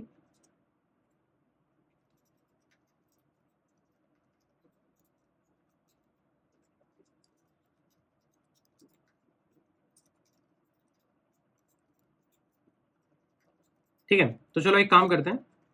मैं लिखता हूं int result is equals to f of 5. ठीक है, और एक फंक्शन इंप्लीमेंट करता हूं int f int n. Right, आप फंक्शन का नाम कुछ और रख सकते हो ऑफ कोर्स. मैं बस सिंप्लिसिटी के लिए रख रहा हूं कि जो हमने रेफरेंस लिखी वही सेम रेफरेंस में कोड करना चाहता हूं. आप फंक्शन का नाम f की जगह फैक्ट रख सकते हो, फैक्टोरियल रख सकते हो. मैं मान के चल रहा हूं कि नेमिंग कन्वेंशन आप अच्छी रख लोगे. सबसे पहले हम लोग लिखेंगे बेस केस. बेस केस क्या है? If n is equals to 1. अगर n की वैल्यू 1 है तो हम 1 ही रिटर्न कर देंगे. अदरवाइज हम लोग एक आंसर कैलकुलेट करेंगे जो कि क्या होगा, n into f of n-1, और रिटर्न कर देंगे आंसर. And that's it. देखो सेम कोड लिखा है मैंने, यहाँ सेम कोड लिखा है. यहाँ पे सी आउट कर देते हैं रिजल्ट. ठीक है, अगर हम इसे रन करें, देखो 5 फैक्टोरियल 120 आ रहा है. और टेक्निकली स्पीकिंग लाइन नंबर 7 में वेरिएबल बनाने का कोई बहुत खास फायदा नहीं है. एक वेरिएबल बना रहे हैं फिर उसी वेरिएबल को रिटर्न कर रहे हैं. Rather than what we can do, we can just directly return from here. सीधा यहीं से रिटर्न कर जाते हैं. और ये स्टेटमेंट, या मैं कहूं ये फंक्शन और क्लोज हो गया हमारे रेफरेंस रिलेशन के, क्योंकि आप देखो रेफरेंस रिलेशन क्या थी, f of n is equals to n into f of n-1. So we just say return n into f of n-1 because this is the return value. And that's it. Let's try to run it again. देखो 120 आ रहा है. Right, सो इस तरीके से हम लोग recursive problems को implement कर सकते हैं. अब कई बार देखो, मैं तो जब डीबग कर रहा था तो मेरे पास काफी टूल्स हैं जिससे मैं प्रॉब्लम को रब कर पा रहा था, नई नई चीजें उस पर लिख पा रहा था. बट VS कोड अगर आपके पास है तो आप भी इसका ड्राई रन बहुत इजीली कर सकते हैं. अगर आप एक C++ फाइल बना रहे हैं तो इसका ड्राई रन करने के लिए आपको क्या करना होगा, यहाँ पे आपका एक एक्सटेंशंस का बटन दिखेगा आपको. ये यहाँ पे ये देख पा रहे होगे आप, एक्सटेंशंस का बटन. राइट, एक्सटेंशंस पे जाओ, सर्च करो C++ एक्सटेंशन. ऐसी C++ की माइक्रोसॉफ्ट की ऑथर की हुई एक एक्सटेंशन आएगी. राइट, उसे इंस्टॉल कर लो, एक्सटेंशन को इंस्टॉल कर लो. एक्सटेंशन को इंस्टॉल करने के बाद आपको यहाँ पे जो आपका ये कोड रनर वाला प्ले बटन है, जो आपका जिससे आप कोड रन करते हो, उसके साथ एक ड्रॉप डाउन दिखेगा जहाँ पे आपका डीबग C++ फाइल एक्टिवेट हो गया होगा. अब आपको क्या करना है, आपको एक डीबग पॉइंटर लगाना है. डीबग पॉइंटर क्या होता है कि भाई जब कोड एग्जीक्यूट होगा ना, जहां पे भी ये डीबग पॉइंटर होगा, आपका C++ कोड वहां पे रुक जाएगा और आप वहां से स्टेप बाय स्टेप मैनुअली उसको रन कर पाओगे. तो चलो मैं दिखाता हूं. देखो मैंने डीबग पॉइंटर यहां लगा दिया, इसको ब्रेक पॉइंट कहते हैं. इस ड्रॉप डाउन पे क्लिक करेंगे और यहाँ पे हम क्लिक करेंगे डीबग C++ फाइल. जैसे आपने क्लिक किया, बहुत सारे पॉपअप्स वगैरह खुल जाएंगे. राइट, बेस्ट पार्ट इज यहाँ पे कॉल स्टैक भी आएगी. राइट, यहाँ पे कॉल स्टैक भी आएगी और यहाँ पे हर स्टैक फ्रेम के लोकल वेरिएबल्स भी आएंगे. तो चलो देखते हैं. यहाँ पे देख रहे हो आप, मेन फंक्शन है. तो मेन फंक्शन में एक ही लोकल वेरिएबल है रिजल्ट. अभी उसके अंदर कुछ भी रैंडम वैल्यू पड़ी है. अब ये रिजल्ट क्या करता है, f ऑफ 5 को कैलकुलेट करता है.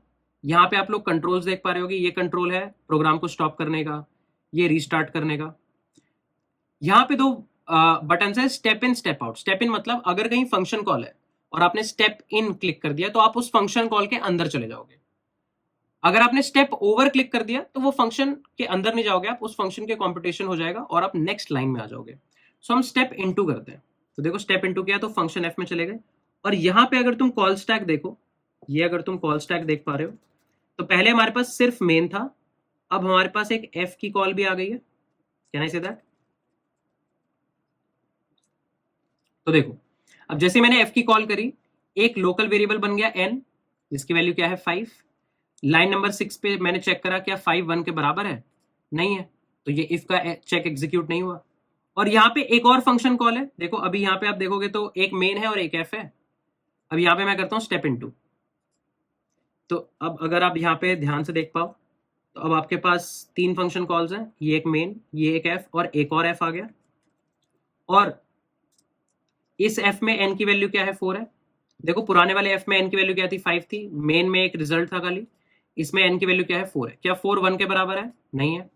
तो यहाँ पे अब एक और फंक्शन कॉल है, मैं उस फंक्शन कॉल के अंदर जाना चाहता हूँ, so I will do step into. अब देखो एक और फंक्शन कॉल ऐड हो गई है n इज इक्वल्स टू 3 के लिए, step over step into. n is equals to 2 के लिए एक और फंक्शन कॉल ऐड हो गई है, ठीक है। देखो थोड़ा सा मैं एक्सपैंड कर देता हूँ, ठीक है। देख रहे हो कितने सारी फंक्शन कॉल्स ऐड हो रही हैं। और फाइनली हम लोग n इज इक्वल्स टू 1 पे पहुंच गए।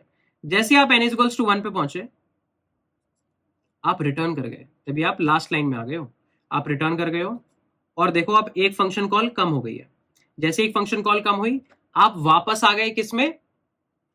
एफ ऑफ 2 की फंक्शन कॉल में वापस आ गए, जिसमें एफ ऑफ n माइनस 1 की वैल्यू आपके पास आ गई है। आप यहां पे क्या करोगे? अब आप भी रिटर्न कर जाओगे। और देखो यहां पे ध्यान से देखना, एक फंक्शन कॉल और कम हो जाएगी। देखो एक फंक्शन कॉल और कम हो गई। अब एफ ऑफ 3 में आ गए हम लोग, अब एफ ऑफ 2 में आ गए, अब एफ ऑफ 3 में आ गए, फिर एफ ऑफ 4 में आ गए थे, अब हम लोग एफ ऑफ 5 में आ गए। यहाँ पे एफ ऑफ 4 की वैल्यू ऑलरेडी आ गई है 24, ये हमने रिटर्न कर दिया। तो एफ ऑफ 5 की वैल्यू हम हमारे पास है। जैसे हम नेक्स्ट लाइन में जाएंगे, रिजल्ट में आप पढ़ा होगा 120, हम लोग यहाँ पे प्रिंट कर देंगे 120। एंड अगर आपको कहीं से भी आगे रिज्यूम कर देना है बस प्रोग्राम, कुछ भी और आपको डिबगिंग नहीं करनी है, आप बस कंटिन्यू क्लिक कर दो और प्रोग्राम एग्जीक्यूट हो जाएगा। यहाँ पे आपकी वैल्यू 120 भी प्रिंट हो गई है।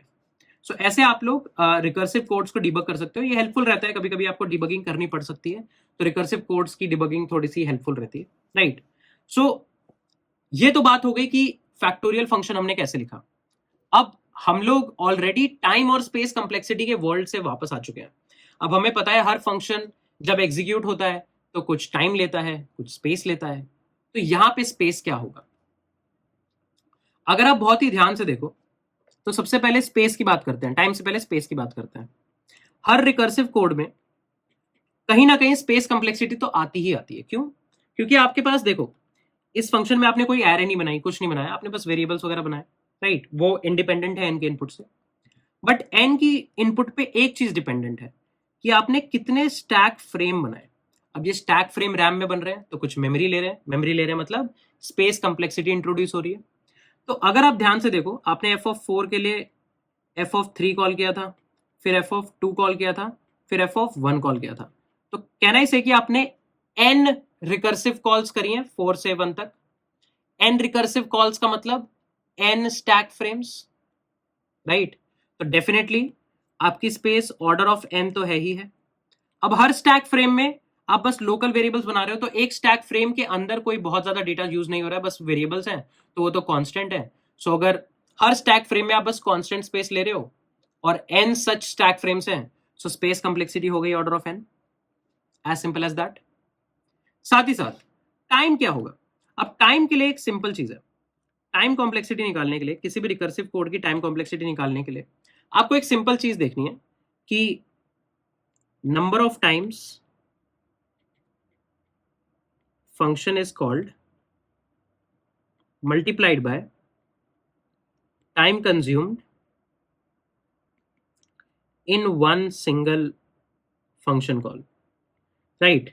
कि यार आपका फंक्शन कितनी बार कॉल हुआ है मल्टीप्लाइड बाय एक कॉल में कितना टाइम लग रहा है। तो चलो देखते हैं। अब अगर एक कॉल की बात करूं इस फंक्शन एफ में मैं, तो देखो यहां पे तो मैं क्या कर रहा हूं, एक इफ का चेक है, इफ का चेक तो कांस्टेंट है, फिर यहां पे एक प्रोडक्ट कर रहा हूं, राइट। फंक्शन को कॉल करना तो कांस्टेंट टास्क होता है ना, तो ये कांस्टेंट टास्क है, प्रोडक्ट एक कांस्टेंट टास्क है, तो ये भी कांस्टेंट टास्क, फिर रिटर्न कर रहे हैं वो भी कांस्टेंट टास्क। तो एक फंक्शन में तो एक फंक्शन कॉल में तो हम कांस्टेंट वर्क कर रहे हैं, बट ये फंक्शन कॉल कितनी बार हो रहा है? इस एफ ऑफ एन माइनस 1 की वजह से आप एफ ऑफ 4 पे जा रहे हो, फिर एफ ऑफ 3 पे जा रहे हो, फिर एफ ऑफ 2 पे जा रहे हो, फिर एफ ऑफ 1 पे जा रहे हो।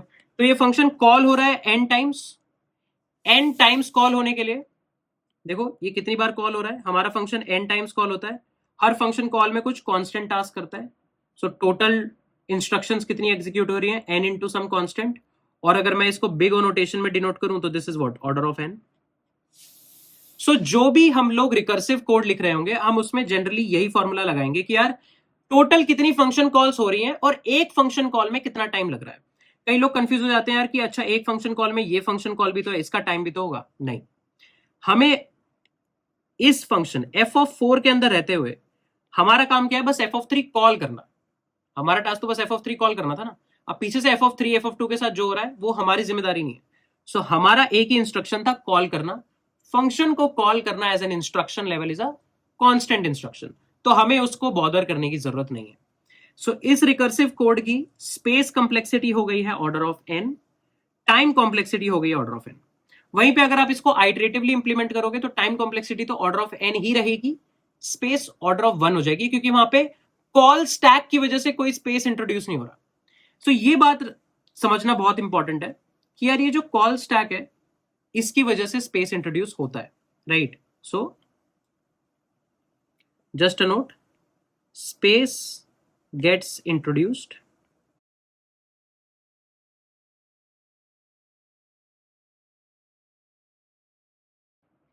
Due to call stack. और तभी जब हम लोग किसी भी आइटरेटिव सॉल्यूशन और रिकर्सिव सॉल्यूशन का कंपैरिजन करते हैं, तो कंपैरिजन में अगर आप ध्यान से देखो तो रिकर्सिव सॉल्यूशन को इंप्लीमेंट करना बहुत आसान होता है, बट आइटरेटिव सॉल्यूशन की स्पेस कंप्लेक्सिटी बेटर हो सकती है, राइट। ये बात जानना बहुत इंपॉर्टेंट है। अगर आपको एक बारी रिकर्सिव फंक्शंस की आदत लग गई है, आपको पता लग गया कि कैसे क्या ट्रिक से हम लोग बेस केस, सेल्फ वर्क और अजम्पशन लिख रहे हैं, हम लोग बहुत सारी प्रॉब्लम सॉल्व करने वाले हैं जिसमें सेम चीज करेंगे, बट आपको एक बारी आइडिया लग गया कि हम लोग कर क्या रहे हैं, उस बेसिस पे आप ये जरूर कह सकते हो कि सॉल्यूशन को इंप्लीमेंट करना बहुत आसान होने वाला है। लॉजिक तो दोनों में ही सोचना पड़ता है। रिकर्सिव कोड में हाँ आपकी स्पेस थोड़ी ज्यादा यूज होती है, आइटरेटिव कोड में स्पेस डेफिनेटली कम यूज हो रही है क्योंकि कॉल स्टैक कहीं भी इन्वॉल्व नहीं है। बट वहीं पे कई कई एल्गोरिथम्स ऐसे होते हैं जो बहुत ही मुश्किल से ही आइटरेटिव इंप्लीमेंटेशन से इंप्लीमेंट होते हैं। फॉर एग्जांपल एक एल्गोरिथम होता है क्विक सॉर्ट, हम आगे देखेंगे उसको। सो क्विक सॉर्ट को रिकर्जन के बिना इंप्लीमेंट करना एक्सट्रीमली डिफिकल्ट हो सकता है। सो ऐसी कई सिचुएशंस होती हैं जहां पे रिकर्जन बहुत हेल्पफुल होती है, right. So my point being is, depending on कि क्वेश्चन कैसा है और आपके पास टाइम कितना है, बेस्ड ऑन दैट आप ये कॉल ले सकते हो कि आपको एक आइटरेटिव सॉल्यूशन बिल्डअप करना है या रिकर्सिव सॉल्यूशन बिल्डअप करना है, based on how much you are comfortable. But for now I hope कि ये पार्ट ऑफ फैक्टोरियल प्रॉब्लम और इंट्रोडक्शन टू रिकर्जन आपको समझ में आया। नाउ गाइस, इस सारी सिचुएशन में एक बहुत ही इंपॉर्टेंट बात है जो हमें ध्यान में रखनी चाहिए, राइट। सो जो अभी मैंने आपको फॉर्मूला बताया, ये फॉर्मूला मोस्टली केसेस में चल रहा होगा, राइट। कुछ ऐसे स्पेशल केसेस होंगे जहां पे ये फॉर्मूला एग्जैक्टली ऐसे नहीं चलेगा, क्योंकि टाइम कॉम्प्लेक्सिटी की जब हम लोग कैलकुलेशन करते हैं तो टाइम कॉम्प्लेक्सिटी की कैलकुलेशन की ड्यूरेशन में हमें एग्जैक्टली क्या देखना होता है कि कितनी नंबर ऑफ इंस्ट्रक्शंस हम लोग एग्जीक्यूट कर चुके हैं। अब कितनी नंबर ऑफ इंस्ट्रक्शंस हम लोग एग्जीक्यूट कर रहे हैं, कुछ रिकर्सिव फंक्शंस के केस में थोड़ा डिफरेंट तरीके से इवैल्यूएट होती है। तो मैं हल्का सा कॉन्टेक्स्ट दे देता हूं कि यार कुछ तरह के जो रिकर्सिव फंक्शंस होते हैं ना, वो कुछ काम को बहुत रेपिटेटिवली बार बार करते हैं, राइट। कुछ रिकर्सिव फंक्शंस में ऐसी प्रॉपर्टी नहीं होती है, वो एक दूसरी प्रॉपर्टी पोजेस करते हैं, जिसे आने वाले लेक्चर्स में हम लोग ऑफ कोर्स देखने वाले हैं। सो जहां जहां पे भी ऐसे एक्सेप्शंस रहेंगे कि हमारे पास एक नई तरह के रिकर्सिव फंक्शंस एग्जिस्ट कर रहे होंगे, वहां पे हम लोग कैसे टाइम कॉम्प्लेक्सिटी कैलकुलेट करेंगे उसके बारे में हम लोग उस टाइम पे बात करेंगे। अभी initial set of recursive functions में ये सारी चीजें सही चलेंगी, राइट। कुछ एग्जांपल्स हैं जहां पे एग्जैक्टली ये वाली थ्योरी सेम नहीं चलेगी। फॉर एग्जांपल कुछ मर्ज सॉर्ट, क्विक सॉर्ट, ऐसे कुछ एल्गोरिथम्स हम पढ़ेंगे, मैं उन्हें कैटेगराइज करूंगा एक स्पेसिफिक टाइप के एल्गोरिथम्स में।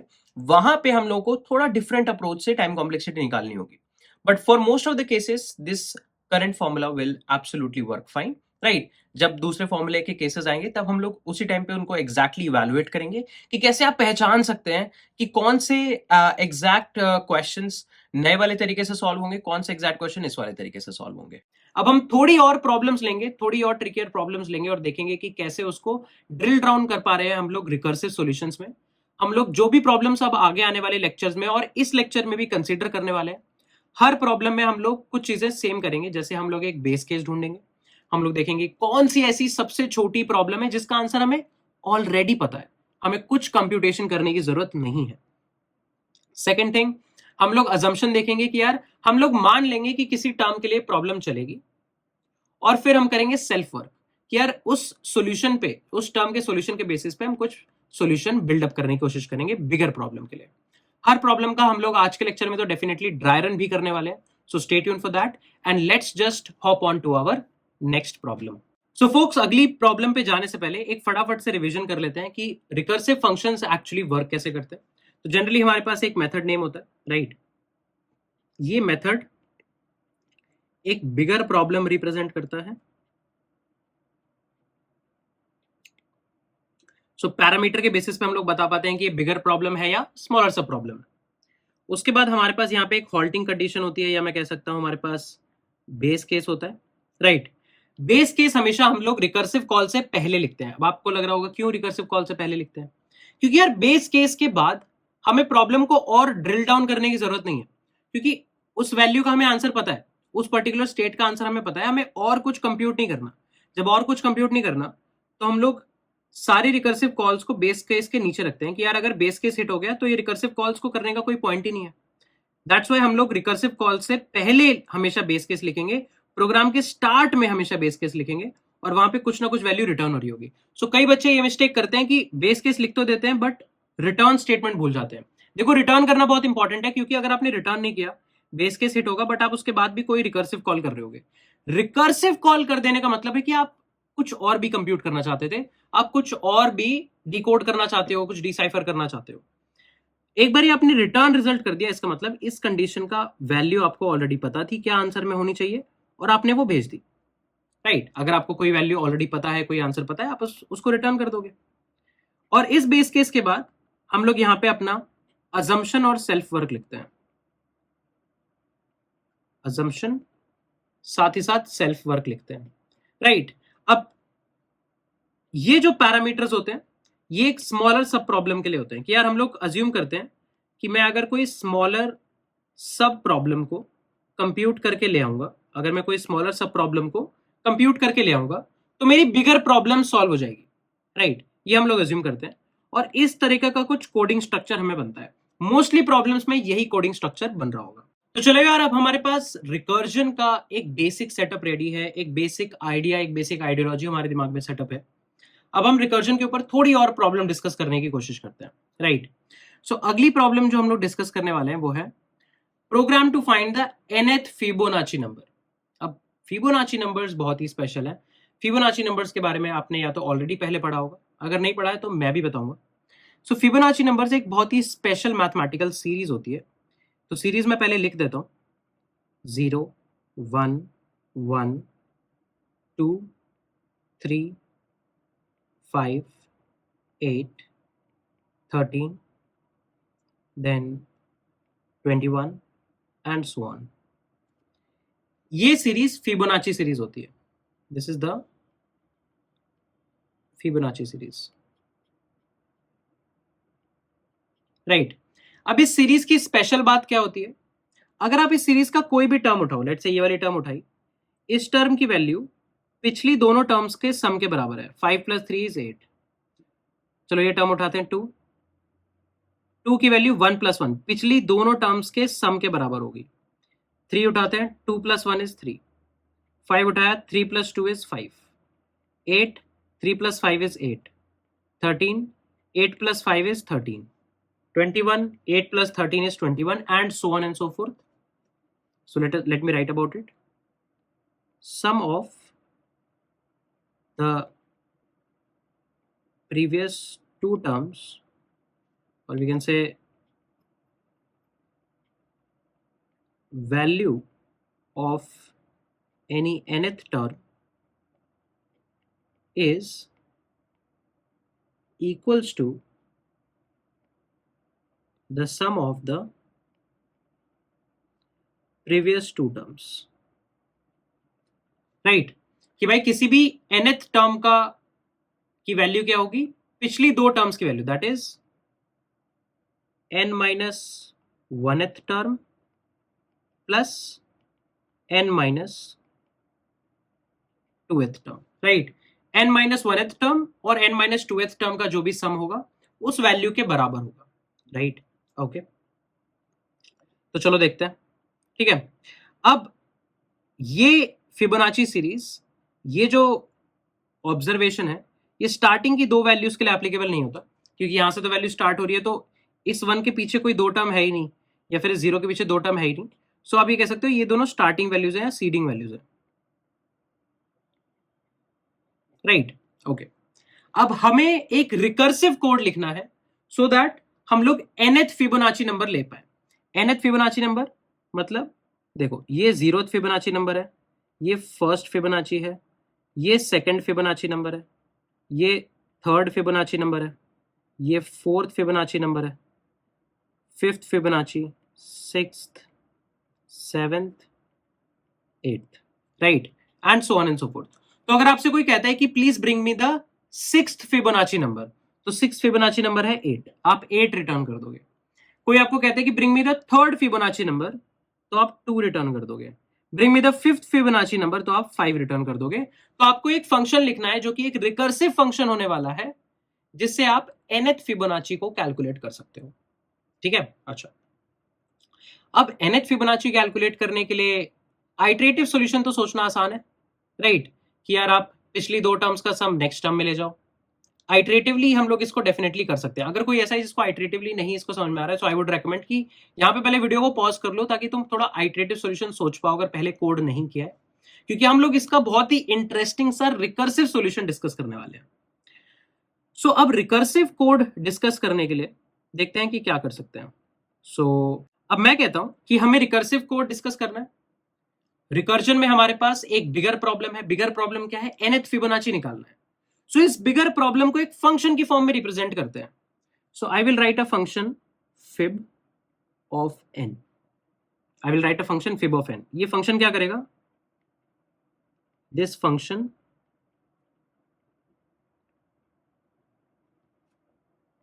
returns the nth Fibonacci, राइट। ये फंक्शन क्या करता है? nth फिबोनाची को रिटर्न करता है। ठीक है, अब इस फंक्शन को इंप्लीमेंट कैसे करें? हमें तो नहीं पता कि इस फंक्शन को इंप्लीमेंट कैसे कर सकते हैं। ओके, ठीक है, चलो। सो अब मैं कह रहा हूं कि आपको एक फंक्शन लिखना है fib of n। Fib of n आपको इंप्लीमेंट करना है। ठीक है, हमें नहीं पता कि फिब ऑफ n को इंप्लीमेंट कैसे कर सकते हैं। ऑल वी नो इज कि अगर ये फंक्शन सही से इंप्लीमेंट किया गया तो ये nth फिबोनाची सही सही रिटर्न कर देगा। सो इंप्लीमेंटेशन मुझे करना है रिकर्जन से। सो अगेन मैं 3 चीजें लिखूंगा: base case, assumption, self work. ठीक है, अच्छा। मेरे को पता है कि यार nth फिबोनाची कैलकुलेट करने के लिए पता है क्या करना पड़ता है? आपको किसी भी तरीके से ना पिछली दो टर्म्स का सम करना पड़ता है। तो अगर मुझे nth फिबोनाची चाहिए तो मुझे कहीं ना कहीं से तो n-1th फिबोनाची भी चाहिए और n-2th फिबोनाची भी चाहिए। सो क्या मैं ये कह सकता हूं कि मैं अज्यूम कर लेता हूं, let's assume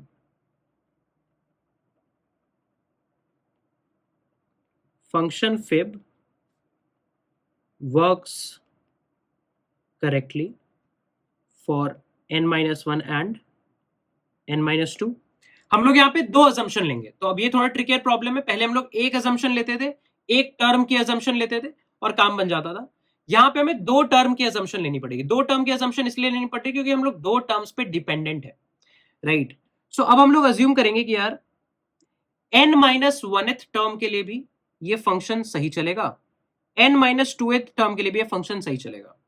that means fib of n-1 fib of n-2, ये दोनों फंक्शंस बिल्कुल सही तरीके से एब्सोल्युटली करेक्ट वे में आपको n-1th टर्म ला देंगे और n-2th टर्म ला देंगे बहुत ही आसानी से। हमारा सेल्फ वर्क क्या होगा? nth फिबोनाची निकालना था जो अब तक हमें निकालना नहीं आता है, लेकिन अगर मेरे पास n-1th फिबोनाची की वैल्यू आ गई है और n-2th फिबोनाची की वैल्यू आ गई है, मैं दोनों को सम कर दूंगा। sum the values of n-1th and n-2th Fibonacci. So we can say fib of n will be equals to the sum of fib of n-1 and n-2, right? These two are coming due to assumptions, right? And this sum we are doing due to self work, right? So what we are going to do, क्या हमने assume करा कि हमने assume करा कि यार ये function fib किसी भी तरह सही तरीके से n-1th फिबोनाची ले आता है और n-2th फिबोनाची ले आता है। दोनों वैल्यूज को कहीं ये लेकर आ जाएगा, स्टोर कर लेगा। हमारा काम क्या है, हम दोनों वैल्यूज को ऐड कर देंगे। दोनों वैल्यूज को ऐड करोगे तो आपको डेफिनेटली nth फिबोनाची मिल जाएगा। तो ये करेक्ट सॉल्यूशन होगा, क्योंकि यही प्रॉपर्टी तो हम लोग एक्सप्लॉइट कर सकते हैं, क्योंकि यही हाईलाइटिंग प्रॉपर्टी है फिबोनाची नंबर्स के बारे में। तो हमने टेक्निकली दो चीजें लिख दी है, अजम्पशन और सेल्फ वर्थ। तो तुम सोच सकते हो ना यार कि सर ये अजम्पशन मान तो लिया बट इंटरनली चलेगा कैसे? तो मैंने तुम्हें क्या बताया, ये इंटरनली n से n-1 और n-2 गया, तो अपने बिगर प्रॉब्लम को स्मॉलर प्रॉब्लम में ब्रेक करा। अब उस स्मॉलर से इवन स्मॉलर सब प्रॉब्लम में ब्रेक होगा और छोटी प्रॉब्लम में ब्रेक होगा, छोटी सबसे छोटी प्रॉब्लम तक जाएंगे और हम लोग उस प्रॉब्लम तक जाएंगे, ऐसी सबसे छोटी प्रॉब्लम तक हम लोग जाएंगे जिसका आंसर हमें ऑलरेडी पता है। किसका आंसर हमें ऑलरेडी पता है? हमें पता है कि if n is equals to 0, कि आपको अगर 0th टर्म मांगी गई है, so you have to return 0। 0th Fibonacci क्या होता है? 0। साथ ही साथ अगर आपसे फर्स्ट फिबोनाची मांगी गई है, so that is going to be equal to 1। क्या मैं कह सकता हूं हमारे दो बेस केसेस होंगे कि यार अगर आपसे 0th फिबोनाची मांगा उसकी वैल्यू 0 होती है, फर्स्ट फिबोनाची मांगा उसकी वैल्यू 1 होती है। अब हम लोग टेक्निकली इन दोनों वैल्यूज को रिकर्सिवली कोड करके नहीं ला सकते। क्यों? क्योंकि ये सीडिंग वैल्यूज है। 0th फिबोनाची से पहले कोई दो वैल्यूज एग्जिस्ट ही नहीं करती, तो वो सम किसका बनेगा? सो 0th फिबोनाची और फर्स्ट फिबोनाची तो स्टार्टर वैल्यूज है, सीडिंग वैल्यूज है, इसलिए हम लोग उनको बेस केस में लिख सकते हैं बहुत easily. And that's it, right. अब तुम देखो, हमने यहां पे रिकर्सिव रेकरेंस रिलेशन लिख दी है और मैंने तुम्हें क्या कहा, अगर आपने रेकरेंस रिलेशन लिख दी है कोडिंग इंप्लीमेंटेशन बहुत आसान होगी। तो चलो इसको कोड करने की कोशिश करते हैं। आई will write a file fib recursive.cpp, boiler plate ले आते हैं। एक बार हम लोग इंप्लीमेंट कर ले, उसके बाद मैं आपको इसका ड्राई रन भी करके दिखाऊंगा, राइट।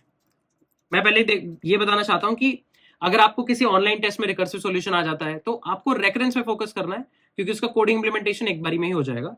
अभी हम लोग काफी ड्राई रन कर रहे हैं, बट ऑफ कोर्स जब आपके पास टाइम का कंस्ट्रेंट होगा कि आपको आधे घंटे में 2 क्वेश्चंस करने हैं, तब आप बहुत ज्यादा ड्राई रन नहीं कर पाओगे। तब आपको इसी अजम्पशन के बेसिस पे चीजों को चलाना होगा और आपको वैलिडेट करना होगा अपना आंसर।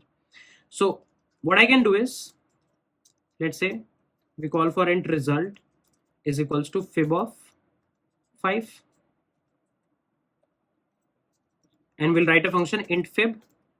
देखो एक फंक्शन लिखेंगे fib और fib का पैरामीटर क्या है? n क्या है? नंबर है, तो int n। सबसे पहले बेस केस क्या होगा? अगर n की वैल्यू 0 है तो 0 रिटर्न करना है, या फिर n की वैल्यू 1 है तो 1 रिटर्न करना है। तो अगर 0 है n की वैल्यू तो 0 रिटर्न करना है, 1 है n की वैल्यू तो 1 रिटर्न करना है। तो क्या मैं कह सकता हूं हमें n ही तो रिटर्न करना है। n की वैल्यू 0 है तो भी n रिटर्न कर दो, दैट इज 0। n की वैल्यू 1 है तो भी n रिटर्न कर दो, that is 1। Otherwise return fib of n-1 plus fib of n-2। और देखो रेकरेंस रिलेशन ये कह रही है fib of n-1 plus fib of n-2, that's it. और ये आपका कोडिंग इंप्लीमेंटेशन हो भी गया। इसको रन करते हैं।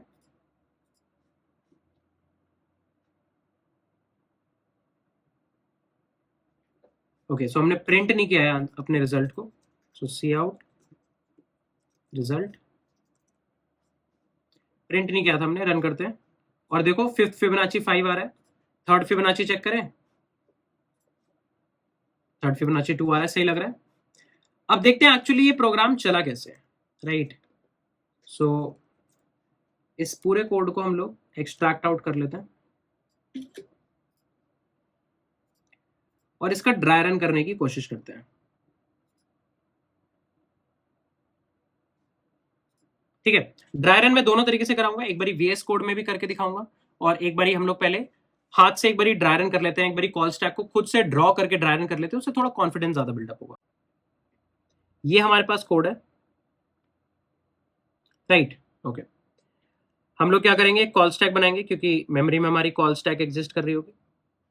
पहला फंक्शन जो हमारा एग्जीक्यूट होता है वो है मेन, एक एंट्री मेन के नाम की, राइट। मेन में हम लोग सबसे पहले एक रिजल्ट वेरिएबल बना रहे हैं which is equals to a function call. यार इस फंक्शन कॉल का जो भी रिजल्ट होगा उसे इस रिजल्ट वेरिएबल में स्टोर कर दो। अब फंक्शन कॉल का मतलब क्या है कि हम लोग स्टैक फ्रेम पे एक एंट्री बनाने वाले हैं। सो लाइन नंबर हम लोग 11 पे हैं और हमने एक फंक्शन कॉल कर दी, तो इसको हम लोग लाइन नंबर 11 पे छोड़ के जाएंगे और हम लोग एक फंक्शन कॉल कर देंगे fib of 3। Can I see that? अब ये फंक्शन यहां लिखा हुआ है fib of 3। सो सबसे पहले एक वेरिएबल बन गया n जिसकी वैल्यू है 3। देखो एक वैल्यू 3 बन गई। अब चेक करोगे क्या n की वैल्यू 0 या 1 के बराबर है? क्या 3 की वैल्यू 0 या 3 की वैल्यू 1 के बराबर है? नहीं है। सो लाइन नंबर 6 में कुछ भी एग्जीक्यूट नहीं होगा, आप सीधा लाइन नंबर 7 पे जाओगे। लाइन नंबर 7 में लिखा है return this function call plus this function call. तो अब यहां पे दो फंक्शन कॉल्स हैं। सो सबसे पहले कौन सी फंक्शन कॉल हो रही है? Fib of n minus 1। सो जैसे ही आपने एक फंक्शन कॉल देखी, आप क्या करने वाले थे? रिटर्न और फिर कुछ दो वैल्यूज का सम करने वाले थे, बट ये पहली वैल्यू क्या निकली? एक फंक्शन कॉल निकली। तो आप फंक्शन को कॉल कर दोगे fib of n minus 1। What is n here? 3। What is 3 minus 1? 2। So fib of 2 को कॉल कर देंगे। और इस वाले स्टैक फ्रेम में जब फिब ऑफ 3 कैलकुलेट कर रहे थे, आप लाइन नंबर 7 पे थे। लाइन नंबर 7 अभी पूरी एग्जीक्यूट नहीं हुई है, तो आपने इसको लाइन नंबर 7 पे हॉल्टिंग स्टेट में छोड़ा हुआ है और आप फिब ऑफ 2 पे चले गए। ठीक है, सो यहां पे भी एक लोकल वेरिएबल बना n इज इक्वल्स टू 2। क्या 2 की वैल्यू 0 के बराबर है या फिर 2 की वैल्यू 1 के बराबर है? जी नहीं। सो दोबारा आप लाइन नंबर 7 में आएंगे जिसमें आप कहते हैं रिटर्न दिस प्लस दिस। सो पहली वैल्यू क्या है? एक फंक्शन कॉल है। सो आप यहां भी लाइन नंबर 7 पे वेटिंग करेंगे और हम लोग कॉल करेंगे फिब ऑफ 1 पे। अब जैसे ही आपने फिब ऑफ 1 पे कॉल करी, n की वैल्यू हो गई 1। ये क्या है? हमारा बेस केस है। देखो क्या n की वैल्यू 0 है? नहीं। पर क्या n की वैल्यू 1 है? जी हाँ। अगर n की वैल्यू 1 है सो आप n रिटर्न कर दो, n मतलब 1 रिटर्न कर दो। सो यहां से आपने 1 रिटर्न कर दिया। सो ये वैल्यू आपकी मिल गई 1। Can I say that? और ये वाला स्टैक फ्रेम आपका खत्म हो गया। ठीक है, सो आपने ऊपर से 1 रिटर्न करा, यहां पे 1 मिल गया, प्लस एक और फंक्शन कॉल। देखो अब लाइन नंबर 7 पे ऑलरेडी स्टैक फ्रेम को छोड़ के गए थे इस वाली फंक्शन कॉल के लिए जिसने 1 रिटर्न किया। अब आप एक और फंक्शन कॉल करोगे और उसके लिए भी इसे छोड़ के जाओगे। वो फंक्शन कॉल क्या है? Fib of n minus 2। n की वैल्यू है 2, तो fib of n minus 2 is what? 2 minus 2 is 0। So fib of 0, right. So यहां पे एक वेरिएबल बना n इज इक्वल्स टू 0। तो अब तुम क्या देखोगे? क्या n की वैल्यू 0 है? जी हाँ 0 है, आगे चेक करने की जरूरत ही नहीं है। Return n। सो इस बारी 0 रिटर्न हो जाएगा, यहां पे 0 रिटर्न हो जाएगा और ये स्टैक फ्रेम डन। अब वापस आओगे इस वाली स्टैक फ्रेम में, फिब ऑफ 2 की स्टैक फ्रेम में, और इसको आप लाइन नंबर 7 पे छोड़कर गए थे। अब यहां पे क्यों लाइन नंबर 7 पे छोड़ गए थे? क्योंकि आपके पास इन दोनों का कंप्यूटेड रिजल्ट नहीं था। अब आपके पास दोनों का कंप्यूटेड रिजल्ट है, आप दोनों को ऐड करोगे, 1 प्लस 0 इज 1, और आप क्या कर दोगे? रिटर्न कर दोगे 1, एंड दैट्स इट। ये फंक्शन कॉल एंड हो जाएगी। जैसे आपने रिटर्न हिट किया, वो वाली फंक्शन कॉल एंड हो जाती है, राइट? ओके। और अब आप यहां पे फिब ऑफ 3 पे वापस आ गए। फिब ऑफ 3 वाले फंक्शन को लाइन नंबर 7 पे छोड़ के गए थे इस वाली फंक्शन कॉल के लिए। इस फंक्शन कॉल का आंसर आ गया 1, प्लस अब एक और फंक्शन कॉल है n माइनस 2। n की वैल्यू है 3, सो आप किसके लिए कॉल करोगे? Fib of 3 minus 2 which is 1। सो यहाँ पे एक लोकल वेरिएबल बना दिया n इज इक्वल्स टू 1, और ये फिब ऑफ 3 वाला फंक्शन लाइन नंबर 7 पे वेटिंग है, right? n is equals to 1। क्या n की वैल्यू 0 है? जी नहीं। क्या n की वैल्यू 1 है? जी हाँ। सो रिटर्न n। सो यहां से अब दोबारा मैं 1 रिटर्न कर दूंगा और ये स्टैक फ्रेम हो गया। तो यहां से वैल्यू आ गई 1।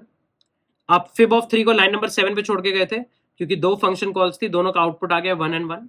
दोनों को ऐड करेंगे, 1 plus 1 is 2 and we will return 2। So यहां से हम लोग 2 रिटर्न कर देंगे, राइट?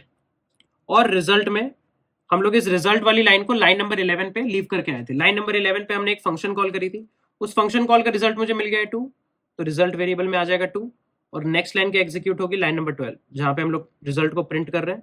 सो रिजल्ट की वैल्यू है 2, तो 2 प्रिंट हो जाएगा, and that's it, and that's it, right? और अगर इसको हम लोग एक बारी VS कोड में ड्राई रन करने का ट्राई करें, यहाँ पे आपने एक ब्रेक पॉइंट लगाया, ड्रॉप डाउन से आपने क्लिक किया debug C++, ठीक है? चलो देखते हैं, मैं स्टेप इनटू करता हूं, राइट, आपने फिब ऑफ 3 के लिए कॉल करी, बेस केस हिट नहीं हुआ, मैंने स्टेप इनटू किया, आपने फिब ऑफ 2 के लिए कॉल करी। देखो ऐसा नहीं है कि फिब ऑफ 2 की कॉल और फिब ऑफ 1 की कॉल, यहां से 3-1 और 3-2 दोनों पैरेलली नहीं चल रही कॉल। पहले आप फिब ऑफ 3 को रिजॉल्व करके ला रहे हो। देखो फिब ऑफ 3 से फिब ऑफ 2 पे कॉल करी, तो फिब ऑफ 3 को रिजॉल्व करके ला रहे हो, तो फिब ऑफ 3 में पहले फिब ऑफ 2 को रिजॉल्व करके लाओगे। जब वो फिब ऑफ 2 रिजॉल्व हो जाएगा तब तक ये फिब ऑफ 1 वेटिंग रहेगा, तब तक हम इसको कॉल नहीं करेंगे। जब वो रिजॉल्व हो जाएगा तब हम वापस आएंगे। तो चलो देखते हैं। अब 3 से आप 2 पे गए, 2 से आप फिब ऑफ 1 पे गए, 1 आपका बेस केस है। देखो यहाँ पे बेस केस हिट हो जाएगा, आप लास्ट पे आ गए और रिटर्न कर गए। तो अब यहाँ पे फिब ऑफ 2 से आप फिब ऑफ 1 पे गए थे। देखो पैरेलल ही नहीं है कि फिब ऑफ 1 पे भी चलेगा, फिब ऑफ 0 पे भी चलेगा, ऐसे पैरेलल एग्जीक्यूशन नहीं हो रहा है, सीक्वेंशियल एग्जीक्यूशन हो रहा है। तो फिब ऑफ 1 का काम हो गया। अब fib of n-2, what is n-2? 2 - 2 is 0। चलो फिब ऑफ 0 के लिए चलते हैं। देखो फिब ऑफ 0 के लिए जा रहे हैं, दोबारा बेस केस, वापस आ गए। अब यहाँ पे फिब ऑफ n-1 की वैल्यू भी पड़ी है आपके पास, f ऑफ n-2 की वैल्यू भी पड़ी है आपके पास, दोनों का सम आप रिटर्न कर दोगे। और अब आप यहाँ पे फिब ऑफ 3 पे वापस आ गए, जहां पे आपने फिब ऑफ 2 कैलकुलेट कर लिया है। राइट, आपने फिब ऑफ 2 कैलकुलेट कर लिया है। अब आप किसके लिए जा रहे हो? 3 - 2, दैट इज फिब ऑफ 1। चलो चलते हैं। देखो फिब ऑफ 1 के लिए जा रहे हैं, ये बेस केस हो जाएगा। और हम दोबारा फिब ऑफ 3 पे वापस आ गए। अब आपके पास फिब ऑफ 2 की वैल्यू भी पड़ी है, यहाँ पे फिब ऑफ 1 की वैल्यू भी पड़ी है, दोनों को सम कर दो और रिटर्न कर दो। देखो दोनों का सम क्या प्रिंट हो रहा है, 2 आ रहा है, तो 2 को प्रिंट कर देंगे एंड दैट्स इट। सही लग रहा है ना? सो इस तरीके से आप लोग इसको डीबग कर सकते हो। अब सोचने की बात क्या है कि यार इसकी टाइम और स्पेस कॉम्प्लेक्सिटी क्या होगी, तो चलो देखते हैं। सो टाइम और स्पेस कॉम्प्लेक्सिटी डिस्कस करने के लिए यहाँ पे एक बहुत ही इंटरेस्टिंग डायग्राम है जो मैं दिखाना चाहूंगा। ये देखो, मान लो कि आप लोग f ऑफ 5 को कैलकुलेट करके लाना चाहते थे। अब f ऑफ 5 से आप कहां जाओगे? f ऑफ 4 पे जाओगे। ये अभी वेटिंग स्टेट में रहेगा। राइट, ऐसा नहीं है कि दोनों पैरेलल जाएंगे, ऐसा नहीं होगा। f ऑफ 4 से आप f ऑफ 3 पे जाओगे, f ऑफ 3 से f ऑफ 2 पे जाओगे, f ऑफ 2 से f ऑफ 1 पे जाओगे। तो तुम देख रहे हो, अगर तुम स्टैक फ्रेम की बात करो, सो स्टैक फ्रेम में आप f ऑफ 5 से 4 गए, 4 से 3, 3 से 2, 2 से 1। यहां पे अभी तक आपने n स्टैक फ्रेम्स ऐड कर दिए। 1 आपका बेस केस था, 1 ने आपको रिटर्न बैक किया, फिर आपने 0 हिट किया, 0 भी आपका बेस केस था। f ऑफ 2 की वैल्यू आपको मिल गया, आपने f ऑफ 2 रिटर्न कर दिया। तो देख रहे हो अभी क्या सिचुएशन है। आप 5 से 4 गए थे, 4 से 3, 3 से 2, 2 से 1, 1 ने आपको एक वैल्यू रिटर्न करी, फिर आप 2 से गए 0, 0 ने आपको एक वैल्यू रिटर्न करी, और आप 2 से अब वापस 3 पे आ गए हो। राइट, तो अब सिचुएशन क्या है? 5, 4, 3। अब 3 से लेफ्ट साइड वाली पूरी कॉल हो गई है, तो अब राइट साइड जो वेटिंग में था उस पर कॉल जाएगी, दैट इज 1। तो अपने 3 से 1 पे कॉल किया। तो यहां पे अगर आप देखो तो कितनी कॉल्स हैं? n-1 फंक्शन कॉल्स है। पिछली बार कितनी थी? n स्टैक फ्रेम्स थे, n फंक्शन कॉल्स थी जो स्टैक में डेप्थ तक गई थी। सो अब यहां से आप कहां पे जाओगे? 1 पे जाओगे, 1 एक रिजल्ट रिटर्न करेगा, आप 4 पे आ गए। 4 का लेफ्ट साइड हो चुका है, आप राइट साइड पे गए, राइट साइड भी मान लो हो गया, आ चुका है, और आप वापस चले गए 5 पे। राइट, 5 से अब आप कॉल करोगे 3 को, 3 से कॉल करोगे 2 को, 2 से कॉल करोगे 1 को, 1 से वापस, फिर 2 से 0, 0 से वापस, फिर 2 से वापस 3, 3 से 1, 1 से वापस, और फिर 5 पे वापस। राइट, अब अगर आप बहुत ही ध्यान से देखो ना, तो ये इस तरीके का स्ट्रक्चर बन रहा है कि आप पहले इस डायरेक्शन में जा रहे हो, फिर यहां जा रहे हो इस डायरेक्शन में, फिर इस डायरेक्शन में, फिर इस डायरेक्शन में जा रहे हो, फिर 3, 2, 1, 0, 1, इस तरीके से कुछ चल रहे हैं हम लोग। राइट, इसमें अगर हम लोग ध्यान से देखें तो ऐसा नहीं है कि ये सारे के सारे सब problems as a stack frame हमेशा एंट्री है। हमेशा स्टैक में इन सारे स्टैक फ्रेम्स की एंट्री नहीं है।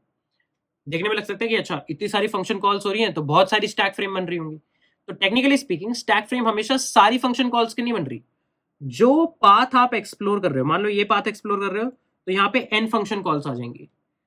ये पाथ एक्सप्लोर कर रहे हो तो भी n फंक्शन कॉल्स आ जाएंगे। लेकिन अगर आप मान लो ये पाथ एक्सप्लोर कर रहे हो तो यहाँ पे n-1 फंक्शन कॉल्स ही आएंगी, एक कॉल कम हो गई। राइट, सो आप पहले n तक गए, आपने स्पेस n तक भरा, अब आप स्पेस सिर्फ n-1 तक ही भर रहे हो। राइट, सो मैक्सिमम स्पेस आपने कितना लिया? Order of n। सो यहाँ पे स्पेस कंप्लेक्सिटी कितनी हो जाएगी? Order of n। और स्पेस कंप्लेक्सिटी क्या है? जो भी ऑक्सिलरी स्पेस आप कंसीडर कर रहे हो अपने प्रोग्राम की during the execution of the program, वही ऑक्सिलरी स्पेस आपकी स्पेस कंप्लेक्सिटी है। तो ऐसा नहीं है ना कि ऑक्सिलरी स्पेस में हमने 5 4 3 3 2 2 1 2 1 1 1 0 0 1 0 इन सारी वैल्यूज को एक साथ तो स्टोर किया नहीं। हमने क्या करा, पहले f(5) से f(4) स्टोर किया, फिर f(3), फिर f(2), फिर f(1). अभी स्टैक फ्रेम में f(1) तक है। अब f(1) रिटर्न कर जाएगा, तो अब स्टैक फ्रेम में 5 4 3 2 है, बट 2 0 को कॉल करेगा, तो अब स्टैक फ्रेम में दोबारा n एंट्रीज है, फिर 0 भी रिटर्न कर जाएगा। तो अब दोबारा हमारे पास n-1 एंट्रीज है स्टैक फ्रेम में। तो अभी तक स्पेस n ही यूज हुआ, क्योंकि वो स्पेस तो डिलीट हो गए दोनों। उसके बाद 2 अपनी वैल्यू रिटर्न करेगा, तो अब स्टैक फ्रेम में टेक्निकली n-2 वैल्यूज ही हैं, क्योंकि 5 4 3 तीन ही वैल्यूज है। 3 1 को कॉल करेगा, तो दोबारा आपके पास n-1 कॉल्स है, राइट। फिर 1 रिटर्न कर देगा, तो आपके पास दोबारा n-2 कॉल्स है। तो देखो जैसे जैसे जो जो स्टैक फ्रेम के फंक्शंस एग्जीक्यूट होके खत्म होते जा रहे हैं, वो तो रिमूव होते जा रहे हैं, राइट। वो वेट थोड़ी कर रहे हैं, वो स्टोर थोड़ी कर रहे हैं। तो मैक्सिमम स्टैक कॉल स्टैक कब भरा था? सबसे ज्यादा कॉल स्टैक भरा था इस वाली डेप्थ में, जहां पे हमें n एंट्रीज बनानी पड़ी थी, वरना हमेशा तो n-1 एंट्रीज में काम हो जा रहा है। सो स्पेस कंप्लेक्सिटी होगी ऑर्डर ऑफ n। देखो दोबारा समझाता हूं। लेट्स से आपने f(5) के लिए कॉल करी, f(5) ने f(4) के लिए कॉल करी, फिर आपने f(3) के लिए कॉल करी, फिर आपने f(2) के लिए कॉल करी, और आपने f(1) के लिए कॉल करी। यहाँ पे स्पेस कितना यूज हो रहा है? n, because n is equals to 5। n entries है। अब f(1) कंप्यूट हो गया, तो ये रिमूव हो गया ना मेमोरी से। ऐसा थोड़ी है मेमोरी में पड़ा ही है, ये रिमूव हो गया मेमोरी से। अब आपके पास n-1 वैल्यूज ही हैं, तो अब आप 2 से 0 पे कॉल करोगे, f(0) पे। तो अब दोबारा आपके पास n एंट्रीज हैं, तो अभी तक आपने स्पेस कितना बनाया? ऑक्सिलरी स्पेस n का ही तो बनाया हुआ है, ठीक है। अब ये भी रिमूव हो गया, तो लास्ट पोजीशन दोबारा खाली हो गई है। f(2) भी पूरा कंप्यूट हो गया, क्योंकि दोनों वैल्यूज आ गई हैं। तो अब देखो हमारे पास टेक्निकली हमने अगर n साइज का कुछ स्पेस बनाया था, उसमें 2 एंट्रीज अब खाली हो गई है, क्योंकि सिर्फ 3 ही एंट्रीज भरी हुई है। अब 3 कॉल करेगा f(1) को, तो एक स्पेस में हम लोग f(1) डाल देंगे, यहाँ पे f(1) भी कंप्यूट हो जाएगा। तो f(3) में f(2) का आंसर तो है ही, f(1) का आंसर है ही, f(3) भी कंप्यूट हो गया, तो f(3) से भी वापस चलेंगे f(4) पे। ये सब कुछ हो चुका है ना। तो ये सारी चीजें स्टैक फ्रेम से हट चुकी है। अभी तक मुझे कितने साइज का डेटा स्ट्रक्चर बनाने की जरूरत पड़ी है? n, क्योंकि कभी भी n से ज्यादा एंट्री तो मैं रख ही नहीं रहा, और पैरेलली भी ऐसा नहीं है कि बहुत सारी n एंट्रीज रख रहा हूं। अब 4 से मैं कॉल करूंगा 2 पे, 2 से कॉल करूंगा 1 पे, दोबारा सिर्फ n-1 एंट्रीज में काम हो गया। फिर उसके बाद मैं कॉल करूंगा f(0) पे, दोबारा n-1 एंट्रीज में काम हो गया। फिर f(2) का काम भी हो जाएगा, तो हम दोबारा f(4) पे आ गए, दोबारा f(4) पे आ गए, क्योंकि f(2) भी हो गया। और अब f(4) भी लेफ्ट और राइट साइड दोनों हो चुका है, तो अब f(5) पे चले जाओ। तो अब आप आगे वापस f(5) पे, सिमिलरली आप राइट साइड भी जाओगे। तो टेक्निकली स्पीकिंग जो भी आपकी इस फिबोनाची ट्री टाइप स्ट्रक्चर, ये एक तरह का ट्री टाइप का स्ट्रक्चर दिख रहा है, इसकी जो भी मैक्सिमम डेप्थ है, आप मैक्सिमम उतना ही स्पेस यूज कर रहे हो। सो स्पेस कंप्लेक्सिटी आपकी हो गई है order of n।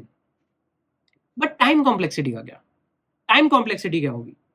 Time complexity के लिए मैंने फंक्शन आपको पढ़ाया है कि नंबर ऑफ फंक्शन कॉल्ड, कि कितनी बार ये फंक्शन कॉल हुआ है, multiplied by number of instructions in one function call, कि एक फंक्शन कॉल में कितने इंस्ट्रक्शन हो रहे हैं। अब तुम खुद देखो, एक फंक्शन कॉल में यहाँ पे एक इफ का चेक है कि ये कांस्टेंट है, 2 फंक्शन को कॉल करने की कोशिश आप कर रहे हो, तो ये भी कांस्टेंट, ये भी कांस्टेंट, और प्लस कभी भी उस फंक्शन के अंदर कितना टाइम लग रहा है ये नहीं देखेंगे हम लोग, क्योंकि फिब ऑफ n का काम क्या है? बस n-1 कॉल कर देना, वो अंदर जो कुछ भी करे हमें कोई फर्क नहीं पड़ता। फिब की अपनी इंस्ट्रक्शंस कितनी थी? बस कॉल कर देने वाली, एक इंस्ट्रक्शन n-1 को कॉल करने वाली, एक इंस्ट्रक्शन n-2 के लिए कॉल करने वाली, और एक इंस्ट्रक्शन ऐड करने वाली। सो टेक्निकली स्पीकिंग सारी इंस्ट्रक्शंस कितनी है? कांस्टेंट है। सो नंबर ऑफ इंस्ट्रक्शंस पर function call, this is constant, that is c। और टोटल कितनी फंक्शन कॉल्स हैं? देखो अगर आप इस लेवल पे देखो, तो आपकी एक फंक्शन कॉल है, जिसको मैं लिख सकता हूं 2⁻0। यहां पे आप देखो तो आपकी कितनी 2⁻1 फंक्शन कॉल्स हैं, फिर आपकी 2⁻2 फंक्शन कॉल्स हैं, and so on and so fourth, right. So 0th level पे आपकी 2⁻0 फंक्शन कॉल्स, फिर 2⁻1, फिर 2⁻2, फिर 2⁻3, सो ऑन एंड सो फोर्थ। अब तुम देखोगे जैसे लास्ट लेवल पे आपने कुछ कॉल्स यहाँ पे सेव भी कर ली, लास्ट लेवल पूरा भरा नहीं है ना, बट हम लोग ऑन एन एवरेज देखेंगे कि यार वर्स्ट केस में मान लो सारी वैल्यूज भी भरी होती तो कितना होता। So let's say last level है आपका आपके पास टोटल k लेवल्स थे, तो लास्ट लेवल पे आपके पास 2⁻k-1 एंट्रीज होंगी, राइट। ये आपके total number of function calls है। इसका सम क्या होगा? जीपी का सम, जीपी का sum is first term into 2⁻n-1, और let's say this is going to be 2⁻n, because last level क्या होगा? देखो n की वैल्यू क्या है? 5 है, तो देखो लास्ट लेवल क्या है? n ही है ना, फिफ्थ लेवल ही है ना ये, सो 2⁻n ही हो जाएगा ये, तो upon 2-1 that is 1, so this is 2⁻n-1। So total number of function calls approximately 2⁻n है। हर फंक्शन कॉल में आप कांस्टेंट टाइम का constant number of instructions execute कर रहे हो, सो टाइम कॉम्प्लेक्सिटी क्या होगी? 2⁻n इंटू c, और बिग ओ नोटेशन में आप कांस्टेंट अवॉइड कर दोगे तो this will B order of 2⁻n। So time complexity आपके फिबोनाची फंक्शन की हो गई है ऑर्डर ऑफ 2⁻n, राइट।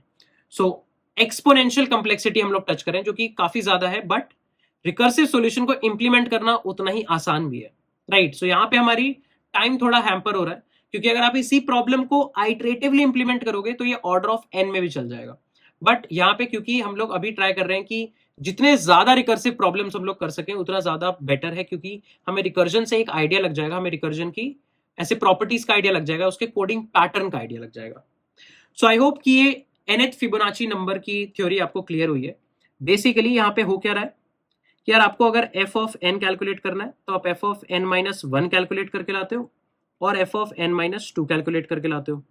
फिर f ऑफ n-1 के लिए भी आप f ऑफ n-2 कैलकुलेट करके लाते हो और f of n-3, same thing here, right. So अगर मैं एक एग्जांपल लूं, सो लेट्स से अगर आपको f ऑफ 4 कैलकुलेट करना है तो भाई आपको f ऑफ 3 भी चाहिए और f ऑफ 2 भी चाहिए। अब पहले f ऑफ 3 कैलकुलेट होगा, f ऑफ 3 के लिए आपको f ऑफ 2 भी चाहिए, f ऑफ 1 भी चाहिए, f ऑफ 2 के लिए आपको f ऑफ 1 भी चाहिए और f ऑफ 0 भी चाहिए। ये दोनों तो क्या है? बेस केस है, तो यहां से f ऑफ 2 की वैल्यू कंप्यूट हो जाएगी, ये वापस जाएगा f ऑफ 3 पे, f ऑफ 1 वेट कर रहा था तो अब हम f ऑफ 1 पे जाएंगे, f ऑफ 1 बेस केस है, ये भी वैल्यू रिटर्न कर देगा, f ऑफ 3 की वैल्यू आ जाएगी f ऑफ 4 के पास, तो f ऑफ 4 को f ऑफ 3 पता लग गया, ये f ऑफ 2 वेटिंग पे था, अब इस f ऑफ 2 पे जाएंगे, ये f ऑफ 2 कॉल करेगा f ऑफ 1 जो कि एक बेस केस है और कॉल करेगा f ऑफ 0 जो कि एक और बेस केस है, तो अब आपके पास f ऑफ 2 आ गया, f ऑफ 3 आ गया, दोनों का सम होगा f ऑफ 4, राइट। सो हम लोग इसी तरह के कोडिंग पैटर्न पे आगे आने वाली और भी रिकर्सिव प्रॉब्लम्स को डील करने वाले हैं। That being said, I hope कि ये फिबोनाची की प्रॉब्लम आपको समझ में आई है, साथ ही साथ फैक्टोरियल की प्रॉब्लम आपको समझ में आई है।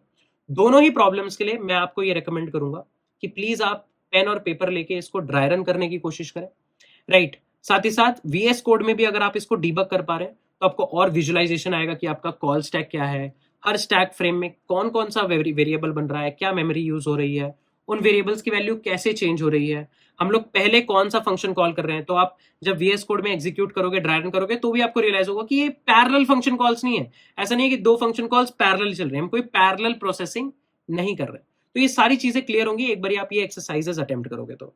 But I hope the overall logic of the problem is clear to everyone.